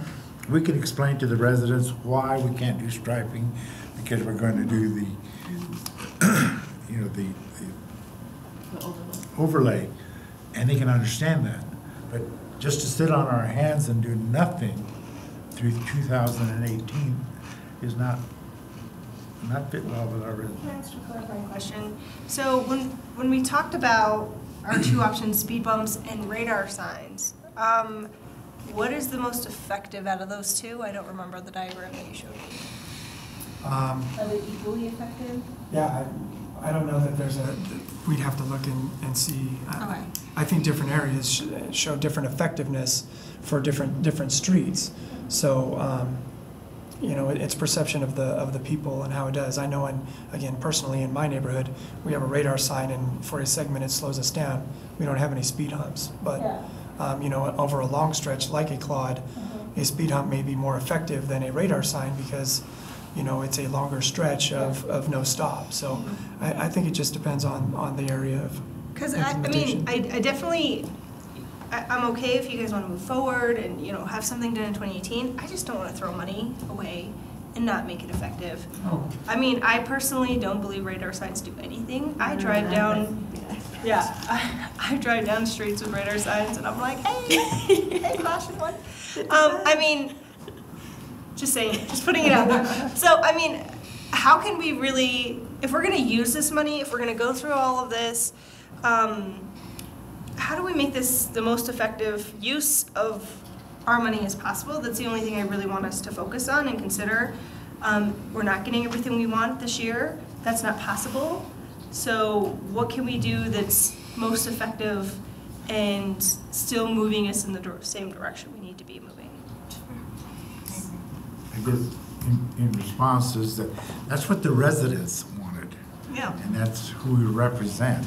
So if they want a radar sign that we represent them, then we should, at a minimum, give them that this year. And at least the radar signs will keep us away from touching the roads, you know what I mean? Cost-wise, they're more expensive, right? yeah, they're half the price of the speed bump. hump. And again, we'll have to get official quotes on these. I mean, you know, these were just. The speed bumps are cheaper than the signs? The speed hump is Oh, okay. 6,000. Sorry. Can you alternate them just right? Like literally, so you have a speed bump and then a sign, and then a speed bump, so then. Yeah, again, we're gonna have to, you know, we're gonna have to design all this stuff out and show what the spacing is, but I mean, what I'm hearing is you just kind of want a few, so we'll just try to put those in effective areas, I mean, or what we deem effective areas, I guess. Because we're not, obviously, I mean, if we want to get deeper into that, now we're gonna need a consultant and a contract for a consultant to design some spacing of radar signs to be implemented, and Here's just the one thing, then I'll let you go. The one thing that I want to make sure that the residents understand and that you're actually getting it right. We don't want to just throw something out there to say that we did something in 2018. We really want to be conscious of the money that we're spending and what we're putting in there that's going to be part of the final plan, okay? So I just want to make sure everybody understands that part. I just don't want to throw something at it. I do want it to be done correctly. I think that's my biggest point, because I know that this is a cause, it's a thorn, you know, in your side, and it's a thorn in my side during dinner time, you know? I mean, it's a constant interaction. So I don't want to just throw money away. I want to be very conscious of it, but we have to have something on Claude Court and I'll give you that one, on Melody. What does that look like? You know, as much as you drive through the signs and I drive through and go, ha-ha, 42, I don't go that fast. oh, not in my neighborhood. I don't have any of those signs in my neighborhood. I drive 22 in the neighborhood. So I think that on Claude Court, unless I hear something different in the morning, I think that signs, maybe not every 1,500 feet, just something to cover us from when we curve, before the curve, you know, on Claude Court, where you're coming off 112th before the curve. Maybe one after the, you know, between the dip and that. I think that that's probably a good use of our funds.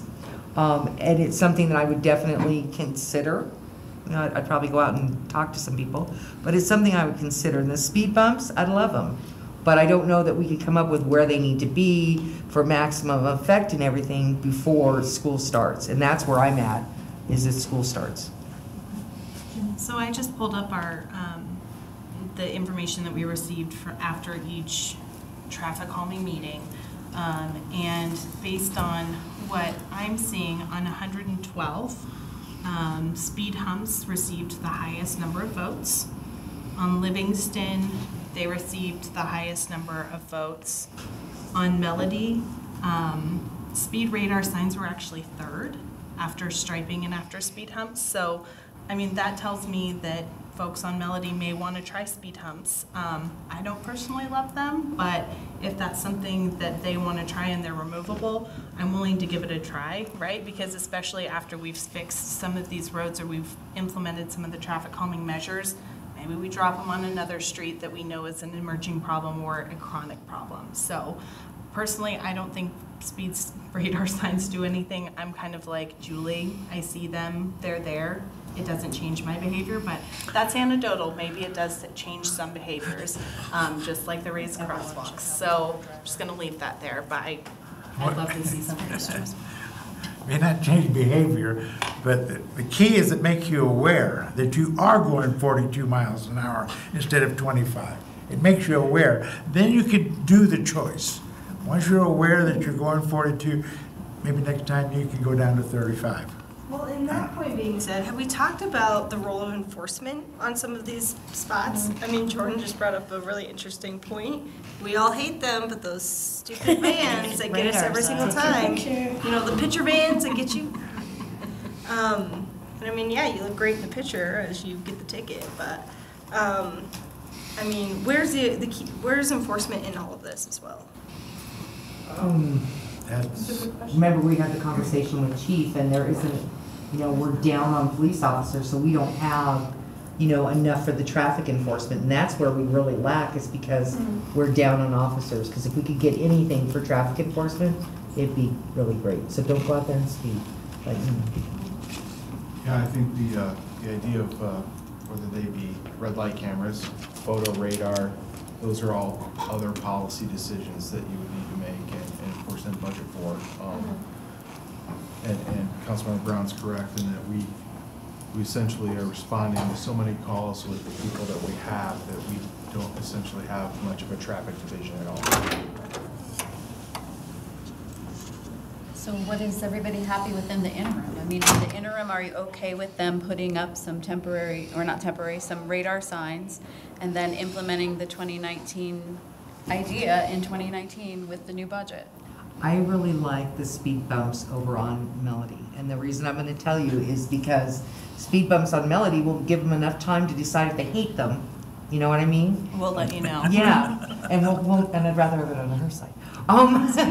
But you know, I mean, it'll give us an idea to how people want one thing, and when they get it, they don't want it, right? So that's why we were talking about using the removable and repositioning them. I think that would be great on your street. I'm all for that. I have that dip in the middle of Claude Court, so it makes it really weird to figure out where you would actually put a speed bump, you know, and then you've got the dip that goes down like no other, and then out.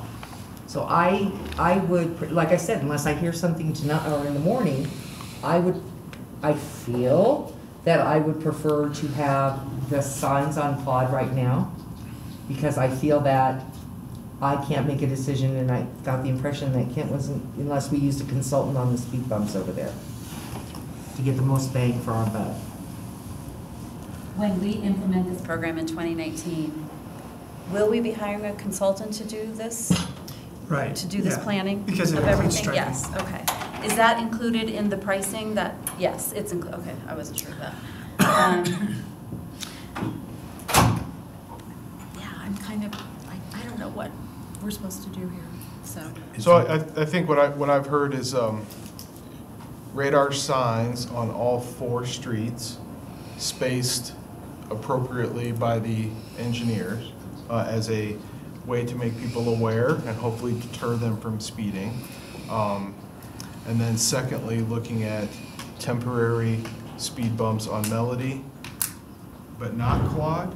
Well, or you wanted to put them on quad as well as a temporary, with the idea that they're clearly gonna be removed on Melody when we do the mill and overlay and the striping, and they may need to be relocated or removed on quad when we do the striping there. and I think that's what we talked about, is moving them around, once we, figured out what we were doing, and once we got the traffic calming as one. I'd love to tell you I want,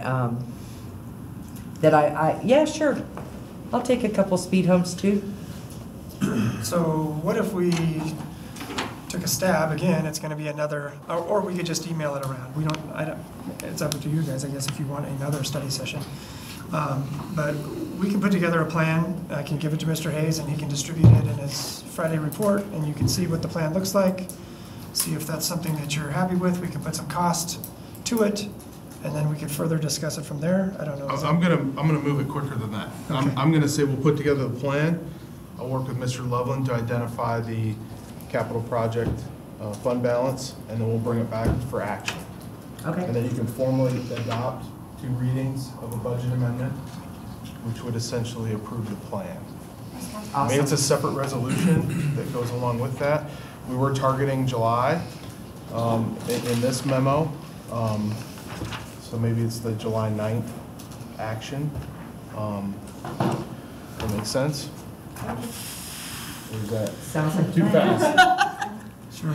Well, I mean, I don't want to put you on the spot, because we're gonna have to do this work in-house, We gotta and, get there's probably a lead time on this stuff. It's not like Yeah. we're gonna order it from Staples and we're gonna. no, I'm just thinking of the plan and the budget amendment. Shows up. And then it's the procuring of the document. But I hear what you're saying is, we're probably gonna be guessing on the Right. cost for the budget amendment. We're not gonna have a bid. Right. That will take a couple months to get through procurement otherwise. That makes And me you're feel a talking little about the, uncomfortable. I'm sorry.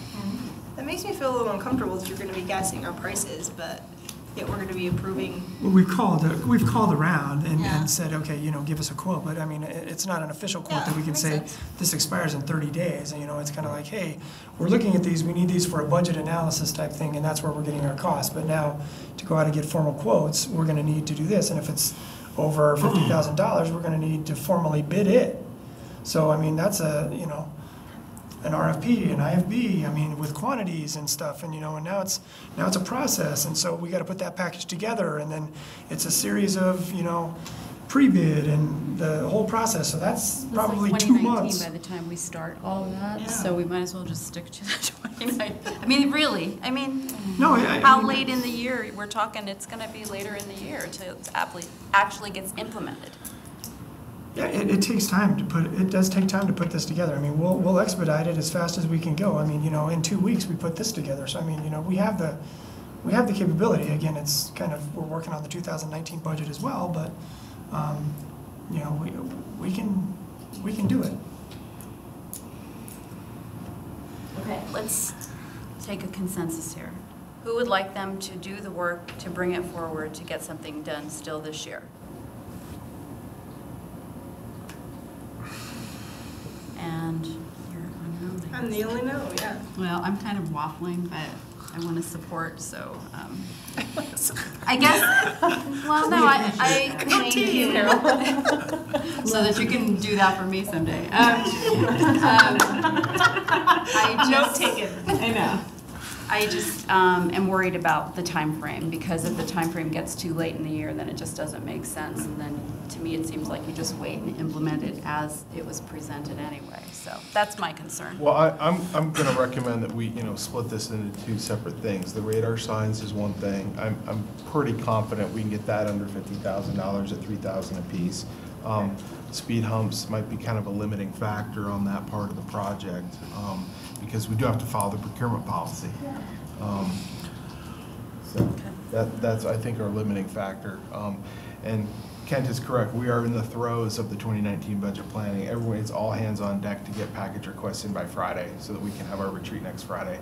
And so it's literally, especially with Public Works and Parks, CIP is a huge effort right now. So just being honest. The people that came out of the meeting, people wanted speed bumps over radar signs. So we're going to give them not what they wanted. Just not yet. Not yet. Right. Right. Just right. that acceptable for everybody? Yes? Yeah. Okay. Thank you. Thank you.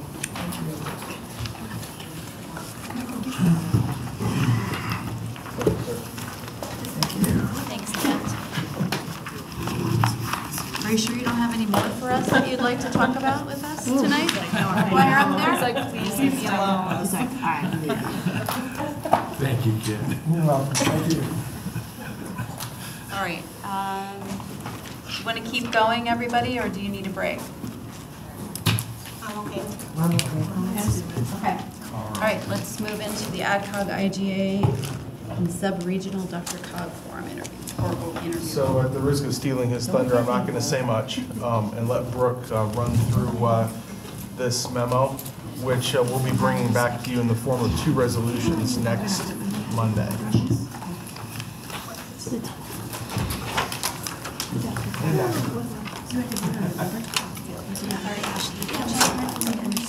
Dr. Cog, staff expert.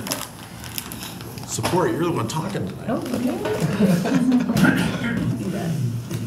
I'll open it up just to the brief comments and then I'll turn it over to Ashley here.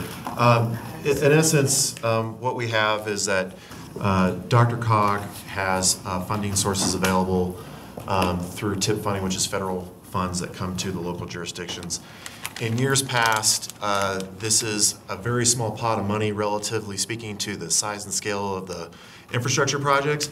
And to say that it is a messy process at the Dr. Cog level is an understatement. Over the last couple of years, several key staff in the Adams County area have lobbied hard and very effectively to transform that process to what we are now looking at today as far as a new frontier, as it may be, as far as how this funding gets appropriated. One of the things, without stealing too much thunder from Ashley, is that in the past, the South and Denver has been dominant in getting these funds, and this new process that's been created has sort of redistributed that over the 8 counties in order to provide a little bit more equity.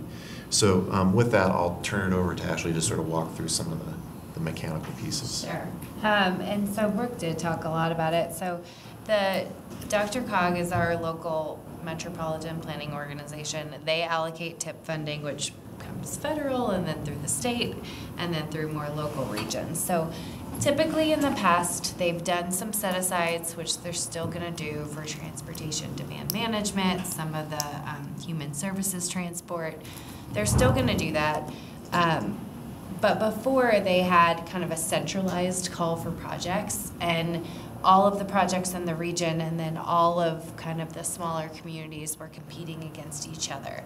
So what they've come up with over the last year was they went to all of the other MPOs in the country and talked for really about a year to try and decide what process to do, and they're doing what they're calling a dual TIP model.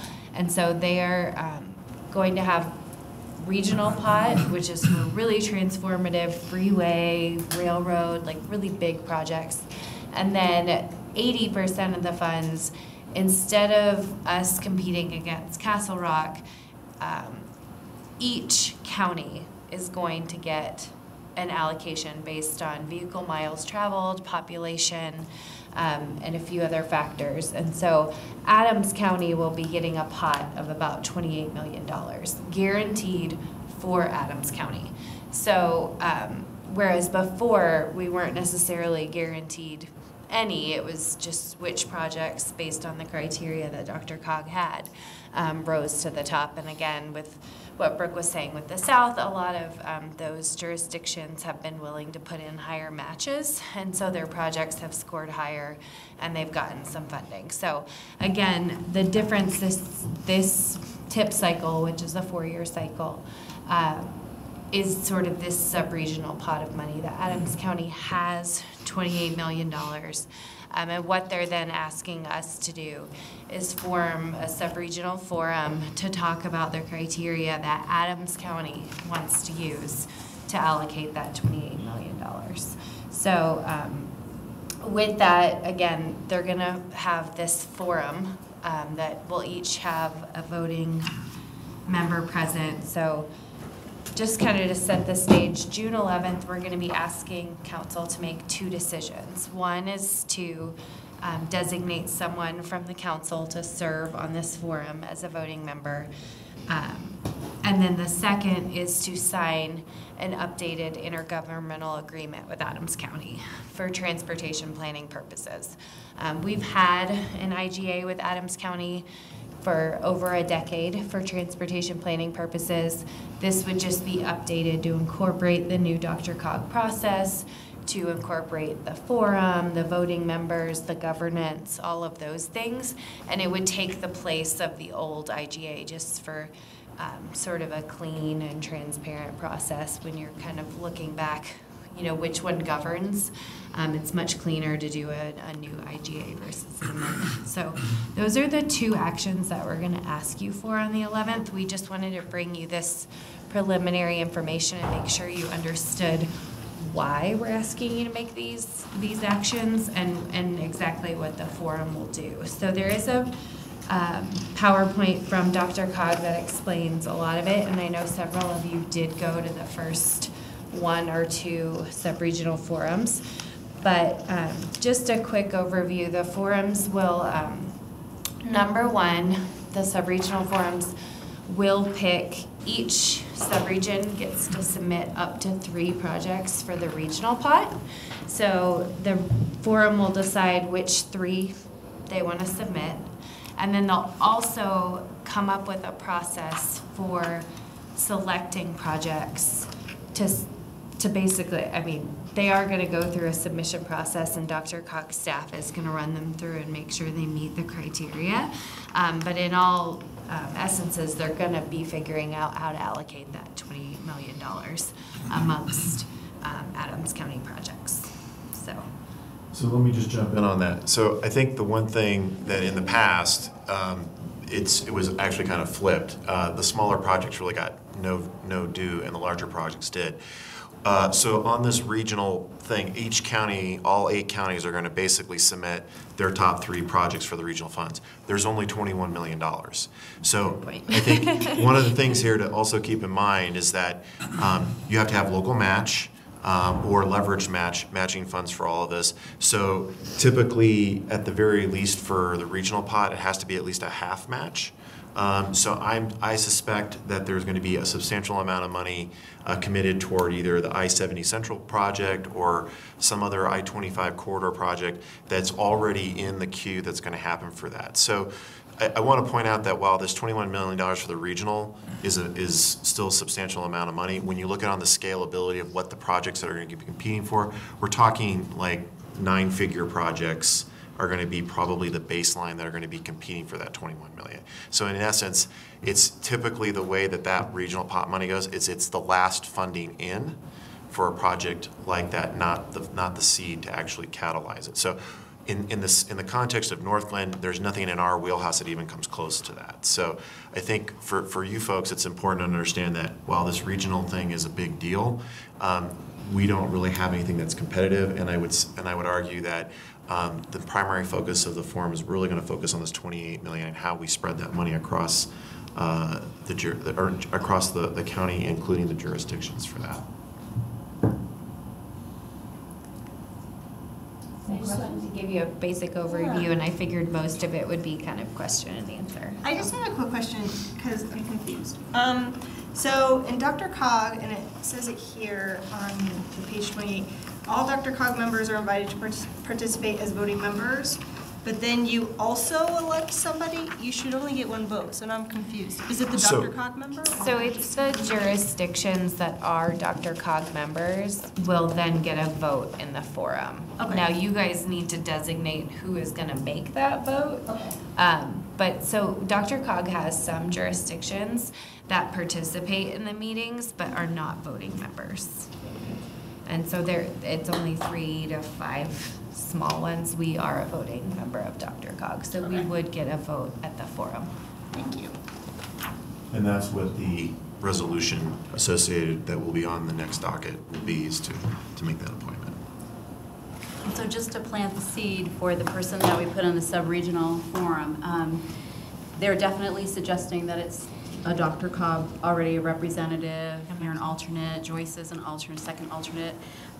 So I think it's just, you guys maybe need to come together and decide who can make that commitment for the night that those meetings are on. It's looking mostly like Wednesday evenings. Wednesday and or There is a Thursday Thursday, evenings, yeah.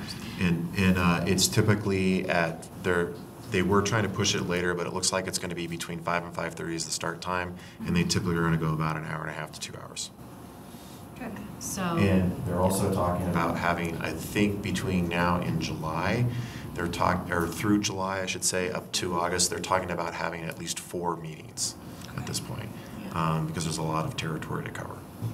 So if the three of you could maybe, I mean, if that's all right with the rest of the council, because they do want a Dr. Cog rep to be that person, so maybe you guys could come up with, and I know Joyce is pretty committed, and she said she would do it, but I'm not taking that away from anybody else, because if you're interested also, just talk amongst yourselves, and maybe we can actually insert a name into that resolution that night, if you guys come to some kind of resolution on that, so, okay. And if there aren't any other questions, the other thing that I also want to mention is that there's another variable, dynamic variable to this whole conversation, which is Senate Bill 1 that was passed, as well as the potential initiatives that are going to be on the ballot this year and next year.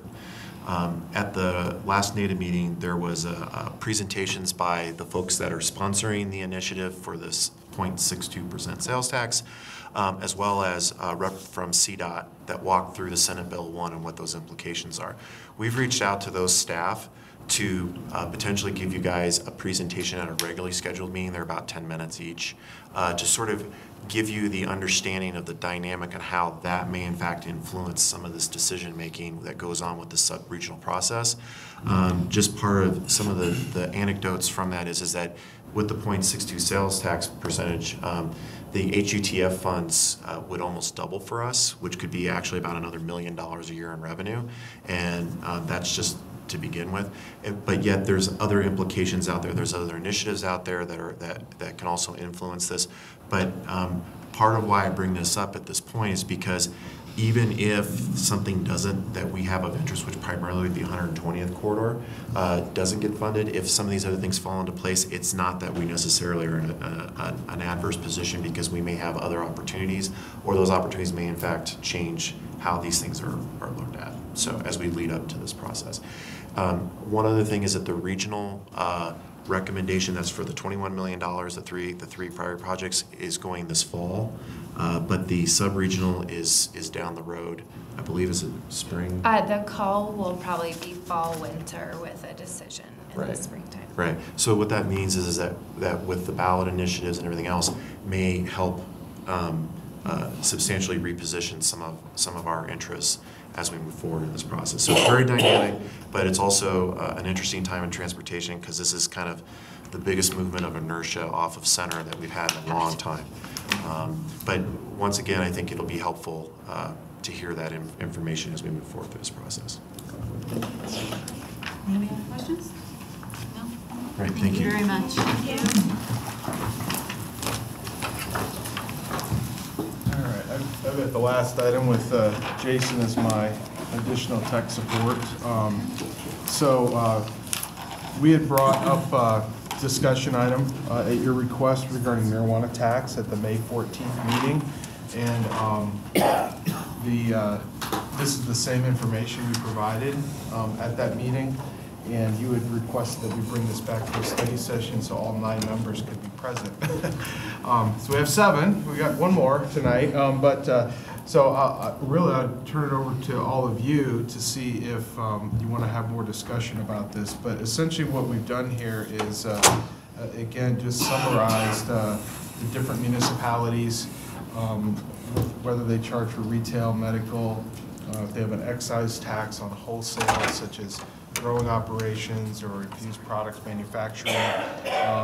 There was some question last time about the ranges that you see on the retail, and that was the way the ballot language that was put together for those jurisdictions. It allowed the city councils in those cities to decide what the percentage should be, and the voters gave them the authority within that range. So you can see why there's not some fixed numbers on those. And then also with our 5 revenue centers, if you will, right now, we're generating over $600,000 in 2017 based on the 2%. And again, that is dedicated to the Civic Campus Master Plan funding right now. And as Jason reminded me this morning, that is what the ballot language said it was going to be used for. So if you chose to change the rate, that is one element of a ballot language because it's a table.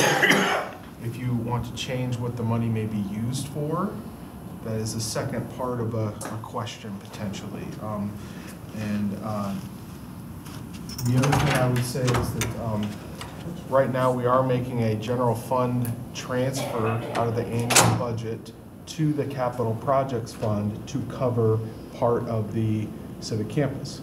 So if you were to keep the use of the money the same but change the rate, it would either provide essentially more money for the Civic Campus, or we would potentially reduce the general fund transfer, which would free up money for operations or other capital projects. So don't feel like you have to necessarily change the purpose because we've got some flexibility from the accounting standpoint there. So with that, you want anything to add, or is that it? All right. Thank you, Mayor. My first initial question is, I know how we had talked about a lot of when they were passed, they were very similar, meaning the 5%, both retail and medical. But for wholesale, why does it seem to change for some of them? Like meaning 5 to 10%, say Federal Heights when they started at 5, was it still, they were passed at different times, or you can see Commerce City 7%, wholesale 5 to 10%. I think that they may have been passed at different times. And then also, it's not as easy to find the information as you might think. I actually contacted CML and I worked with the gal Melissa, an analyst there. They're actually working on a similar project because I was actually hoping that they had all of it summarized. And they're like, how did you know? We're working on that too. So we had to work together on this actually to put some information together. So we have the ballot questions. So one of that is, yes, the timing. They happen at different times. Okay. And then the range thing, I think it was just how they pursued it to say they didn't really know what the answer was going to be. So, maybe we have the authority to move the range. So if we did something now, which I vote in favor of doing the 3.5 to 15 slate, would we do it in unison with all 3 categories? Or just 2, I guess, because we don't do it so. Meaning if we chose to do this, could we do it 3 in both categories? Since we're doing it at one time. Okay. Yes. You got it, retail and medical specifically, yes. I'm all for I'm sorry. I know that I missed part of it, but you're talking about going the 3.5 to 15? I mean, that's what I would like to see, just so we have the flexibility and it doesn't hurt. But yeah, I would love to do 3.5 to 15 to follow for that capacity. I feel that we might get a better voter reception if we went that 3.5 to 10. But either of those, I'd rather see a range like that. And I definitely think that we need to look at increasing it. Yeah. Sorry. Go ahead, Jordan. Thank you, Mayor. Is this Denver's, because Denver is probably the project they're working on CML with people deciding to do this change. How long has this been Denver's range? Do you know? I don't know what the initial ballot question was for, and I don't know the date of the initial ballot language for any of these. So if we, adopt the ballot language, which we have until the end of July, which is coming up, which we would need to get working on this fast, we could then decide as a council where to put that marker, right? If we do that sliding scale. Correct? Like if we want to say 3.5 to 15% and we decide as a council we actually want to do 7.5%. Yeah, I would defer to Jason as well as Ms. Small, but my understanding is that if the electorate gives you the authority to go up to a maximum amount, as long as you pass a subsequent enabling ordinance or whatever the proper term would be, you do that by ordinance, then it would take effect at that rate. Okay, that was my question. Are there any, sorry, thanks, Meyer. Are there any sort of guidelines around how frequently you can change the rate at which you're taxing? Does it have to be done annually, or, I mean, if we decided this month it's this month and then we're gonna raise it this month, right? Like, that would be crazy, but are there any sort of guidelines or best practices? So those that have established a range, their ballot languages typically, and I'm not going to pretend that I know them all. The one that sticks out, and I don't even know which community it was, established the rate at 3.5% up to, call it 10%. And they could move that up to 1.5% annually, up to a max. So there was some standards. I mean, you would probably want to do that for the businesses who are remitting and processing and setting up their systems to remit and collect. So, some language like that. For us too, in terms of being able to anticipate revenue and increases annually. Thank you. Sorry, one more question, Mayor.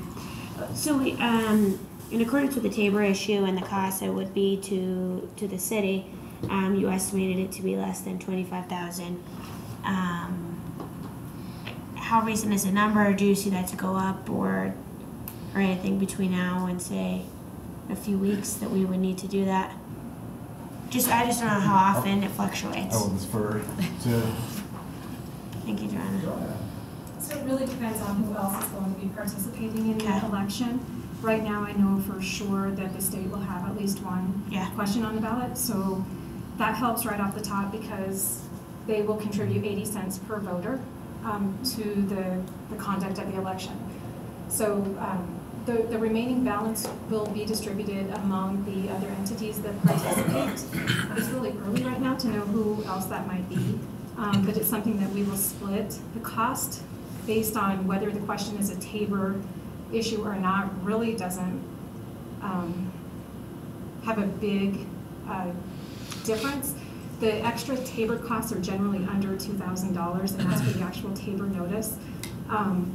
So the main cost is just for the conduct of the election.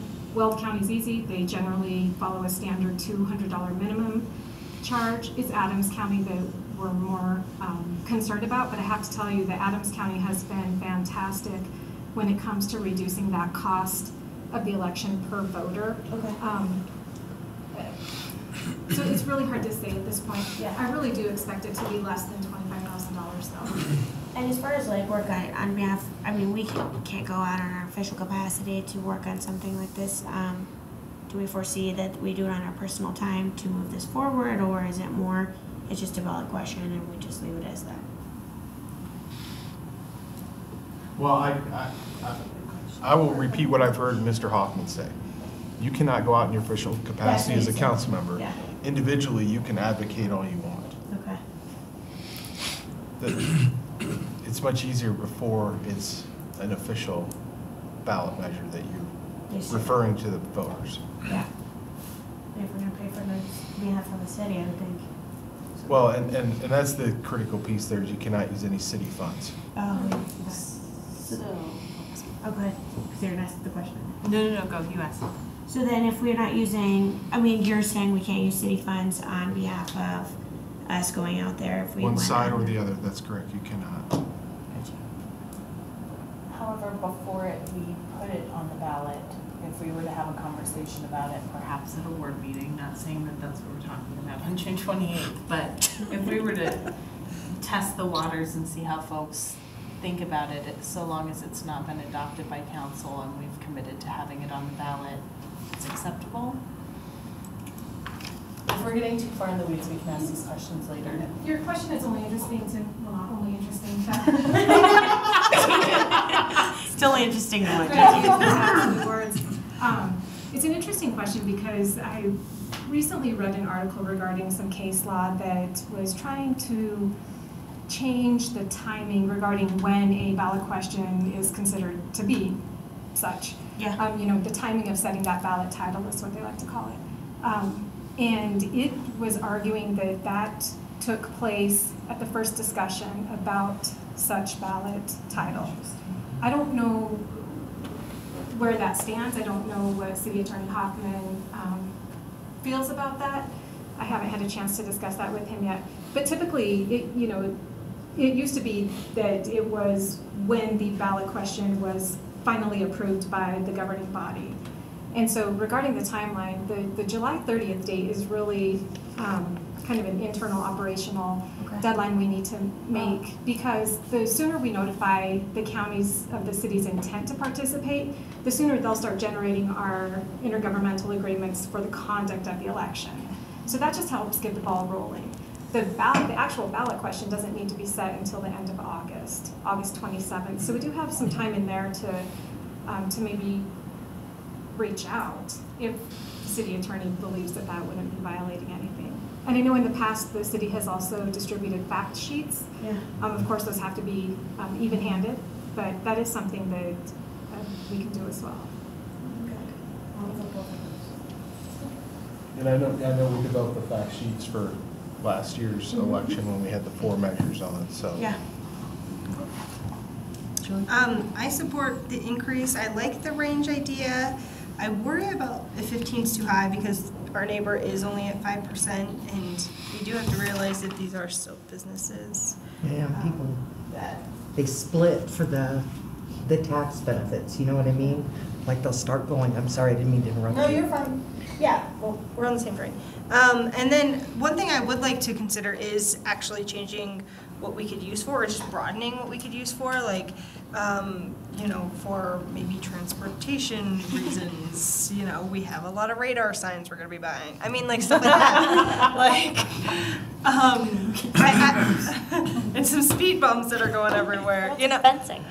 Fencing on 112th is happening. So, I mean, it would be nice to be able to use it where we need to, when we need to. That's all I have to say. Okay. You want to weigh in? No, I'm with you. You want to weigh in on marijuana? No, I'm fine with whatever decision comes out of this. Okay. I don't have a horse in this race. I think for me, I was very gung-ho about it, and then I sat back and thought about it, and I think about the businesses, and I don't like it. I think we just missed the mark when we originally did it, and because it was so new, we just didn't go high enough at that point compared to everybody else. So I think the city stands to benefit on the backs of the businesses, which they're just going to pass it through the customers, let's face it. So it's just a tough one for me. So right now I'm not sure that I'm totally on board, but if I was, the incremental I'm okay with. Changing the, I guess, could it just go to the CIP, to capital improvement projects? Yeah, I guess I would recommend, in my opinion, is that if you're going to change the use, is to give yourself broad enough, very broad powers. Yeah. And putting it towards capital projects as opposed to maybe just facilities or a rec center, I think, because you're going to build a rec center and you'll have a revenue stream. Obviously, it's being used for bonding purposes, but provide a lot of flexibility for yourself moving forward. Because capital projects includes everything that Julie mentioned, right? I mean, yeah, so, so I mean, let's vet it out, I guess. I don't know how it looks when it comes out, but I think it's worth a try, and you see what people think, and they get to vote on it, so. That's right. Just one quick question, thank you, Mark. What is our sales tax when it comes to retail or so on and so forth? Is it 6 point? Ours here, 8.75. 8.75. Total, yeah. But that's the cumulative rate. Yeah, This- cumulative rate. City's rate is much 4%. State. I mean, 2% just seems so low to me. That's 2. So I'm with it. Okay. Any other discussion about the marijuana? Do we have to choose a range tonight, or not? No, I think the question I would ask is if you're okay with a range, then, you know, we'll obviously circle back with Mr. Hoffman and you probably the three of us plus Corey will work together to come up with the language of putting a range in there and changing the use of the funds. And then subsequent to the ballot measure being passed, then you would adopt something to set the rate. All right. Okay? Yep. Thank you. All right. Thank you. Okay. All right. Do you have anything else tonight, Jane? I do not. No? Okay, we are adjourned. Thank you. Thank you.